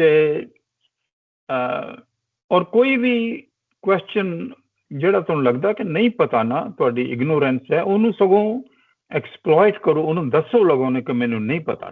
ਡਰਨ ਦੀ ਕਿਸੇ ਤੋਂ ਕੋਈ ਲੋੜ ਨਹੀਂ। ਸੋ ਕੁਝ ਚੇਂਜਸ ਜਿਹੜੀਆਂ ਐਜ਼ ਅ ਸਟੂਡੈਂਟ ਮੈਨੂੰ ਇਹ ਕਿੱਸੇ ਪੜ੍ਹਨ ਦੇ ਵਿੱਚ ਆਈਆਂ, ਮੇਰਾ ਖਿਆਲ ਦੂਸਰੇ ਲੋਕ ਵੀ ਸ਼ੇਅਰ ਕਰ ਸਕਦੇ ਨੇ ਕਿ ਔਰ ਮੈਨੂੰ ਸਭ ਤੋਂ ਜ਼ਿਆਦਾ ਫਾਇਦੇਮੰਦ ਹੋਇਆ ਕਿ ਜਿਹੜਾ ਵੀਡੀਓ ਅਸੀਂ ਬਣਾ ਰਹੇ ਹਾਂ ਆਪਣੇ ਆਪ ਨੂੰ ਹੀ ਦੁਬਾਰਾ ਫਿਰ ਸੁਣੋ ਕਿ ਵਾਕਈ did I make any sense at all ਔਰ ਨਾਟ। ਔਰ ਸਾਈਦ ਸਾਹਿਬ ਨੂੰ ਤਾਂ ਪਤਾ ਵੀ ਹੋਗਾ ਕਿ ਜਦੋਂ ਅਸੀਂ ਮੈਡੀਕਲ ਕੋਈ ਡੈਪੋਜੀਸ਼ਨ ਵਗੈਰਾ ਦਿੰਦੇ ਹਾਂ ਤੇ ਉਹਦੇ ਵਿੱਚ ਤੁਸੀਂ ਜੋ ਬੋਲਦੇ ਹੋ, ਜਿੱਦਾਂ ਤੁਸੀਂ ਬੋਲੀ ਜਾਂਦੇ ਹੋ ਉਸੇ ਤਰ੍ਹਾਂ ਉਹ ਟਾਈਪ ਕਰੀ ਜਾਂਦੇ ਨੇ, ਤੇ ਤੁਸੀਂ ਆਪਣੇ ਆਪ ਨੂੰ ਜੇ ਤੁਸੀਂ ਪੜ੍ਹੋ ਤੁਹਾਨੂੰ ਐਂ ਲੱਗਦਾ ਕਿ ਮੈਂ ਤਾਂ I didn't make any sense at all, ਕਿ ਮੈਂ ਇੰਨੀਆਂ ਫਜ਼ੂਲ ਇੱਧਰਲੀਆਂ ਉੱਧਰਲੀਆਂ ਗ੍ਰਾਮੈਟੀਕਲ ਗਲਤੀਆਂ ਕਰ ਕਰਾ ਕੇ ਜੋ ਖਿਚੜੀ ਪਕਾ ਕੇ ਦੇ ਦਿੱਤੀ ਆ, ਇਹਦਾ ਮਤਲਬ ਤਾਂ ਕੋਈ ਨਿਕਲੇ ਹੀ ਨਹੀਂ ਵਿੱਚੋਂ। ਮੈਨੂੰ ਇਸ ਤਰ੍ਹਾਂ ਫੀਲ ਹੁੰਦਾ ਸੀ। ਸੋ ਮੈਂ I am trying to organise my thought, organise ਕਿ ਕਿਸ ਤਰ੍ਹਾਂ ਸਾਫ਼ ਗੱਲ ਜਿਹੜੀ ਆ ਪਹੁੰਚਣੀ ਚਾਹੀਦੀ ਆ, ਮਨ ਦੇ ਵਿੱਚ ਹੋਵੇ ਔਰ ਅੱਗੇ ਤਾਂ ਵੀ ਪਹੁੰਚੇ। ਮੈਂ ਥੋੜਾ ਐਜ਼ ਅ ਸਟੂਡੈਂਟ ਇਹ ਸ਼ੇਅਰ ਕਰਨਾ ਸੀ ਤੁਹਾਡੇ ਨਾਲ। ਹਾਂ, ਤੁਹਾਡੀ ਗੱਲ ਠੀਕ ਹੈ, ਲੇਕਿਨ ਮੈਂ ਜਿਹੜਾ ਇੱਥੇ ਤੁਸੀਂ ਮਨਜ਼ੂਰ ਸਾਹਿਬ ਕੋਲ ਵੀ ਪੜ੍ਹੇ ਹੋ, ਮੇਰਾ ਇਹ ਉਹੀ ਮੈਥਡ ਹੈ ਜਿਹੜਾ ਨਜਮ ਹੁਸੈਨ ਸੈਯਦ ਦੀ ਸੰਗਤ 'ਚ ਸੀ ਔਰ ਮਨਜ਼ੂਰ ਸਾਹਿਬ ਦੀ ਸੰਗਤ 'ਚ ਵੀ ਸੀ, ਕਿ ਅਸੀਂ ਪਹਿਲੇ ਇੱਕ ਟੈਕਸਟ ਪੜ੍ਹਨੇ ਆ, ਫਿਰ ਅਸੀਂ ਸਾਰਿਆਂ ਨੂੰ ਇਨਵਾਈਟ ਕਰਨੇ ਆ ਕਿ ਉਹ ਉਹਦੇ ਤੇ ਗੱਲ ਕਰਨ। ਇੱਕ ਬੰਦਾ ਬੋਲੇ 100 ਬੰਦੇ ਸੁਣ ਕੇ ਚਲੇ ਜਾਣ, ਉਹ ਤੇ ਮੌਲਵੀ ਵਾਲਾ ਹਿਸਾਬ ਹੋ ਜਾਏਗਾ। ਉਹਨੇ ਕੁਰਾਨ ਸ਼ਰੀਫ ਦੀਆਂ 2 ਆਇਤਾਂ ਪੜ੍ਹੀਆਂ, ਆਵਾਜ਼ ਕੀਤੀ, ਜਾਂ ਜਿਹੜਾ ਹੈਗਾ ਉਹ ਜਿਹੜਾ ਮੰਦਰ 'ਚ ਬੈਠਾ ਹੈ ਉਹਨੇ ਪੜ੍ਹੀਆਂ ਤੇ ਐਕਸਪਲੇਨ ਕੀਤਾ, ਤੁਹਾਡੇ ਦਿਮਾਗ 'ਚ ਪਾਤਾ, ਇਹ ਸਮਝ ਕੇ ਕਿ ਤੁਹਾਡਾ ਦਿਮਾਗ ਖਾਲੀ ਹੈ। ਤੁਹਾਡਾ ਦਿਮਾਗ ਬਿਲਕੁਲ ਖਾਲੀ ਨਹੀਂ। ਜਿਹੜੀ ਮਾਡਰਨ ਐਜੂਕੇਸ਼ਨ ਹੈ ਉਹ ਕਹਿੰਦੀ ਕੋਈ ਦਿਮਾਗ ਖਾਲੀ ਨਹੀਂ ਹੁੰਦਾ। ਕੋਈ ਬੱਚਾ ਜਿਹੜਾ ਹੈਗਾ ਉਹ ਐਸਾ ਨਹੀਂ ਹੁੰਦਾ ਜਿਹਦੇ ਕੋਲ ਕੋਈ ਇਨਫੋਰਮੇਸ਼ਨ ਨਾ ਹੋਵੇ। What is education? What is education ਹੈਗੀ ਕਿ ਜੋ ਉਹਦੀ ਇਨਫੋਰਮੇਸ਼ਨ ਆਲਰੇਡੀ ਹੈ ਉੱਥੋਂ ਤੁਸੀਂ ਸ਼ੁਰੂ ਕਰੋ। ਯੂ ਸ਼ੁੱਡ ਨੋ ਕਿ ਇਹਦੇ ਕੋਲ ਇਹ ਇਨਫੋਰਮੇਸ਼ਨ ਹੈ ਬੱਚੇ। ਤੇ ਹੁਣ ਤੁਸੀਂ ਦੇਖਿਆ ਅਸੀਂ ਸਾਰਿਆਂ ਨੂੰ ਫੁੱਲ ਜਿਹੜਾ ਹੈ ਓਪਰਚੁਨਿਟੀ ਦਿੱਤੀ ਹੈ ਦੇ ਤੁਸੀਂ ਜੋ ਮਰਜ਼ੀ ਕਹਿਣਾ ਚਾਹੁੰਦੇ ਹੋ ਕਹੋ, ਐਕਸਪ੍ਰੈਸ ਕਰੋ। ਜਿਹੜੀ ਬੇਸਿਕ ਚੀਜ਼ ਹੈਗੀ ਹੈ, ਜਿਹੜੀ ਬੇਸਿਕ ਚੀਜ਼ ਹੈ, ਅਸੀਂ ਅੱਗੇ ਤੋਂ ਵੀ ਰੱਖਾਂ ਕਿ ਤੁਹਾਨੂੰ ਕੋਈ ਅੰਡਰਸਟੈਂਡਿੰਗ ਹੋ ਰਹੀ ਹੈ ਕਿ ਨਹੀਂ ਹੋ ਰਹੀ, ਤੁਹਾਨੂੰ ਕੋਈ ਚੀਜ਼ ਸਮਝ ਆ ਰਹੀ। ਤੁਸੀਂ ਮੈਨੂੰ ਬਹੁਤ ਖੁਸ਼ੀ ਹੋਈ ਕਿ ਅਮਰਜੀਤ ਨੇ ਕਿਹਾ ਕਿ ਸਾਨੂੰ ਬਹੁਤ ਨੌਲੇਜ ਮਿਲਿਆ। ਇਹਦਾ ਮਤਲਬ ਹੈ ਕਿ ਵੀ ਆਰ ਵੈਰੀ ਸਕਸੈਸਫੁਲ, ਕਿ ਅਸੀਂ ਜਿਹੜਾ ਹੈ ਜੋ ਕਰਨਾ ਚਾਹ ਰਹੇ ਸਾਂ ਅਸੀਂ ਉਹਨੂੰ ਅਚੀਵ ਕੀਤਾ, ਸਮਝ ਆਈ। ਹੁਣ ਕੱਲ ਨੂੰ ਤੁਹਾਡੇ ਨਾਲ ਕੋਈ ਪੂਰਨ ਭਗਤ ਤੇ ਔਰ ਹਾਫਿਜ਼ ਬਰਖੁਰਦਾਰ ਤੇ ਗੱਲ ਕਰੇ ਤੇ ਤੁਸੀਂ ਉਹਦੇ ਤੇ ਗੱਲ ਕਰ ਸਕਦੇ। ਫਿਰ ਨਿਰੇ ਕਿੱਸੇ ਨਹੀਂ ਹੈਗੇ, ਮੈਂ ਪੰਜਾਬ ਦੀ ਅੰਡਰਸਟੈਂਡਿੰਗ ਹੈ। ਤੁਹਾਡਾ ਜਿਹੜਾ ਪੁਆਇੰਟਡ ਕਿਸੇ ਸਟੂਡੈਂਟ ਨੂੰ ਟਾਈਮ ਦੇਣਾ ਕਿ ਹਾਂ ਹੁਣ ਤੇਰਾ ਟਾਈਮ ਆ ਗਿਆ, ਤੂੰ ਦੱਸ। ਨਹੀਂ ਤੇ ਆਮ ਤੇ ਸਾਡੇ ਵਰਗੇ ਕਈ ਚੁੱਪ ਕਰਕੇ ਬੈਠੇ ਰਹਿੰਦੇ ਨੇ ਨਾ। ਹਰ ਇੱਕ ਸ਼ਖਸ ਨੂੰ, ਸਟੂਡੈਂਟ ਨੂੰ ਪੁਆਇੰਟਡ ਟਾਈਮ ਹੋਏਗਾ ਕਿ ਤੂੰ ਹੋਪਫੁਲੀ ਤਿਆਰ ਹੋ ਕੇ ਆਵੇਂ ਜਾਂ ਆਪਣੀ ਸਾਫ਼ ਗੱਲ ਕਰ। ਤੇ ਮੇਰੇ ਖਿਆਲ ਇਹ ਬੜੀ ਵੱਡੀ ਗੱਲ ਹੈ। ਇਸ ਤਰ੍ਹਾਂ ਅਸੀਂ ਸਹੀ ਸਾਹਿਬ ਤੋਂ ਡਰ ਕੇ ਅਸੀਂ ਇਹ ਕੰਮ ਕੀਤਾ ਹੈ। ਨਹੀਂ, ਮੈਂ ਅਮਰਜੀਤ ਨਾਲ ਦੀ ਗੱਲ ਨਾਲ ਬਿਲਕੁਲ 100% ਸਹਿਮਤ ਹਾਂ। ਮੈਂ ਸਿਰਫ 1 ਮਿੰਟ ਲਵਾਂਗਾ। ਮੈਂ ਡਾਕਟਰ ਮਨਜ਼ੂਰ ਸਾਹਿਬ ਨੇ ਜਦੋਂ ਪੜ੍ਹਾਉਣਾ ਬੰਦ ਕੀਤਾ ਤਾਂ ਉਹਦੇ ਬਾਅਦ ਮੈਂ ਮੁਸਲਸਲ ਹਰ ਰੋਜ਼ ਉਹਨਾਂ ਦਾ ਇੱਕ ਲੈਕਚਰ, ਕੋਈ ਐਸੇ ਦਿਨ ਨਹੀਂ ਜਾਂਦਾ ਕਿ ਉਹਨਾਂ ਦਾ ਲੈਕਚਰ ਮੈਂ ਸੁਣੇ ਬਗੈਰ ਸੁੱਤਾ ਹਾਂ। ਮੈਂ ਰਿਪੀਟ ਕਰੀ ਜਾਣਾ, ਔਰ ਜਦੋਂ ਮੈਂ ਆਪਣੇ ਸ਼ੁਰੂ ਦੇ ਲੈਕਚਰ ਆਪਣੇ ਸੁਣਨਾ ਔਰ ਇਨਪੁਟ ਸੁਣਨਾ ਤੇ ਮੈਨੂੰ ਬੜਾ ਹੱਸਣਾ ਵਾ ਕਿ ਯਾਰ ਕਿ ਮੈਂ ਬੜੀ whatever I'm saying makes no sense। ਔਰ ਉਹਦੇ ਬਾਅਦ ਜਦੋਂ ਮੈਂ ਕੰਪੇਅਰ ਕਰਨਾ ਵਾ where I am today, ਇਹ ਜਿਹੜਾ ਕੰਪੈਰੀਜ਼ਨ ਹੈ ਇਹ ਤੁਹਾਨੂੰ ਸਪਿਰਿਚੁਅਲ ਹੈਪੀਨੈਸ ਮਿਲਦੀ ਹੈ, ਪਲੇਜ਼ਰ ਮਿਲਦਾ ਹੈ ਕਿ ਯਾਰ ਕਿ ਮੈਂ ਆਪਣੇ ਗੁਰੂਆਂ ਕੋਲੋਂ ਕੁਝ ਸਿੱਖਿਆ। ਇਹੀ ਸਾਡੀ ਜਿਹੜੀ ਨਾ ਇਨਾਮ ਹੈ ਔਰ ਇਹੀ ਸਾਡਾ ਜਿਹੜਾ ਨਾ ਪੀਸ ਆਫ ਮਾਈਂਡ ਹੈ। ਹੁਣ ਇਹ ਜਿਹੜਾ ਕਿੱਸਾ ਹੈ ਨਾ, ਕਿਸੇ ਦੀ ਟੈਕਸਟ ਦਾ ਪ੍ਰੋਬਲਮੈਟਿਕ ਹੈ। ਅਸੀਂ ਉਸ ਤਰ੍ਹਾਂ ਡਿਸਕਸ਼ਨ ਨਹੀਂ ਕਰ ਪਾਉਂਦੇ ਕਿਉਂਕਿ ਟੈਕਸਟ ਬਹੁਤ ਜ਼ਿਆਦਾ ਹੁੰਦੀ ਹੈ ਸਾਡੇ ਕੋਲ ਕਰਨ ਲਈ। ਜੇ ਅਸੀਂ ਬੁੱਲੇ ਸ਼ਾਹ ਪੜਾਂਗੇ ਨਾ, ਤੁਸੀਂ ਦੇਖੋਗੇ ਸਿਰਫ ਮੈਂ 2 ਲਾਈਨਾਂ ਪੜਾਂਗਾ ਬੁੱਲੇ ਸ਼ਾਹ ਦੀਆਂ, ਇੱਕ ਕਿਸੇ ਦੋੜੇ ਦੀਆਂ, ਅਸੀਂ 1 ਘੰਟਾ ਗੱਲ ਕਰਾਂਗੇ, ਤੁਹਾਨੂੰ ਲੱਗੇਗਾ ਨਹੀਂ ਯਾਰ ਗੱਲ ਪੂਰੀ ਨਹੀਂ ਹੋਈ। ਬਿਲਕੁਲ ਸਹੀ, ਬਿਲਕੁਲ ਠੀਕ ਹੈ। ਚਲੋ ਜਦੋਂ ਅਸੀਂ ਕਾਫੀ ਪੜਾਂਗੇ ਨਾ ਬੁੱਲੇ ਸ਼ਾਹ ਦੀ, ਉਹ ਬਿਲਕੁਲ ਉਸ ਤੋਂ ਡਬਲ ਆਏਗਾ ਤੁਹਾਨੂੰ ਜਿਹੜਾ ਨਾ ਉਹ ਪਲੇਅਰ ਗੱਲਬਾਤ ਕਰਨ ਦਾ। ਮੈਨੂੰ ਜਿਹੜਾ ਸਭ ਤੋਂ ਜ਼ਿਆਦਾ ਮਤਲਬ ਰੀਅਲਾਈਜੇਸ਼ਨ ਹੋਈ ਉਹ ਹੈ ਕਿ ਦੇਖੋ ਆਪਣੇ ਆਪ ਨੂੰ ਜਦੋਂ ਦੁਬਾਰਾ ਸੁਣਿਆ ਵੀਡੀਓ ਆਡੀਓ ਦੇ ਵਿੱਚ, ਐਂ ਲੱਗਾ ਕਿ ਮੈਂ ਕਿ ਖਿਚੜੀ ਤਾਂ ਨਹੀਂ ਬਣਾ ਕੇ ਅੱਗੇ ਸਮਝ ਪਰੋਸ ਦਿੱਤੀ ਲੋਕਾਂ ਦੇ। ਮੈਂ ਖਿਚੜੀ ਤੋਂ ਡਰਦਾ ਬੜਾ। ਨਹੀਂ ਕੋਈ ਨਹੀਂ, ਠੀਕ ਹੈ। ਹਰ ਜ਼ਰਾ ਇਸ ਕਾਇਨਾਤ ਦਾ ਜਿਹੜਾ ਨਾ ਨਹੀਂ ਬਿਲਕੁਲ ਨਹੀਂ ਲਰਨਿੰਗ ਪ੍ਰੋਸੈਸ ਹੈ ਸਾਰਾ ਕੁਝ। ਹਾਂਜੀ ਕੋਈ ਨਹੀਂ, ਉਹ ਕੋਈ ਹਰ ਗੱਲ ਦਾ ਮਤਲਬ ਹੁੰਦਾ ਜੀ। ਹੁਣ ਤੇ ਉਹ ਜਿਹੜੀ ਪੁਰਾਣੀ discussion C art for revolution, ਔਰ ਉਹ ਸਾਰਾ ਖਤਮ ਹੋ ਗਿਆ। ਹੁਣ ਤਾਂ ਕਹਿੰਦਾ ਜਿਹੜਾ ਪਿਓਰ ਆਰਟ ਹੈਗਾ ਉਹਦੇ ਚ ਵੀ ਜ਼ਿੰਦਗੀ ਦੀ ਗੱਲ ਹੈਗੀ ਹੈ। ਬਿਲਕੁਲ ਠੀਕ ਹੈ ਜ਼ੁਬੈਰ ਸਾਹਿਬ, ਕਰੀ ਰੈਪ ਅਪ। हाँ जी, मदिया को याद पूछ लीजिए, मदिया बड़ी जबरदस्त नहीं बहुत मेहरबानी जुबैर साहब। मतलब this is I am very grateful क्योंकि मंजूर साहब मतलब माड़ा ख्याल नहीं सा कि मैं दोबारा पिकअप करसा, मगर ये पूरन भगत ना जदों जिक्र आया मैं बहुत मिकी चंगा लगा। I am very grateful. आखिरी गल मैं कर ला थोड़ा जिहा मैं ਤੁਹਾਨੂੰ ਕੱਢਣਾ ਚਾਹ ਰਿਹਾ ਸਾਂ। ਉਹ ਜਿਹੜਾ ਕਲਾਸਿਕ ਸੀ ਨਾ, ਮੈਂ ਕਿਹਾ ਉਹ ਇੱਕ ਕਲਾਸਿਕ ਪੜ੍ਹੀ ਜਾ ਰਹੇ ਨੇ, ਸ਼ਾਹ ਹੁਸੈਨ, ਵਾਰਿਸ ਸ਼ਾਹ, ਬੁੱਲੇ ਸ਼ਾਹ, ਇਹ ਮੈਂ ਕਿਹਾ ਥੋੜਾ ਜਿਹਾ ਇੱਕ ਹਟ ਕੇ ਇੱਕ ਚੀਜ਼ ਜਿਹੜੀ ਹੈ ਨਾ ਉਹ ਲੈ ਕੇ ਆਈ ਜਾਏ। ਬਹੁਤ ਸੋਹਣਾ ਜ਼ੁਬੈਰ ਸਾਹਿਬ, ਮੈਂ ਨਵਾਂ ਗਰੁੱਪ ਬਣਾਵਾਂਗਾ ਲੂਨਾ ਦਾ।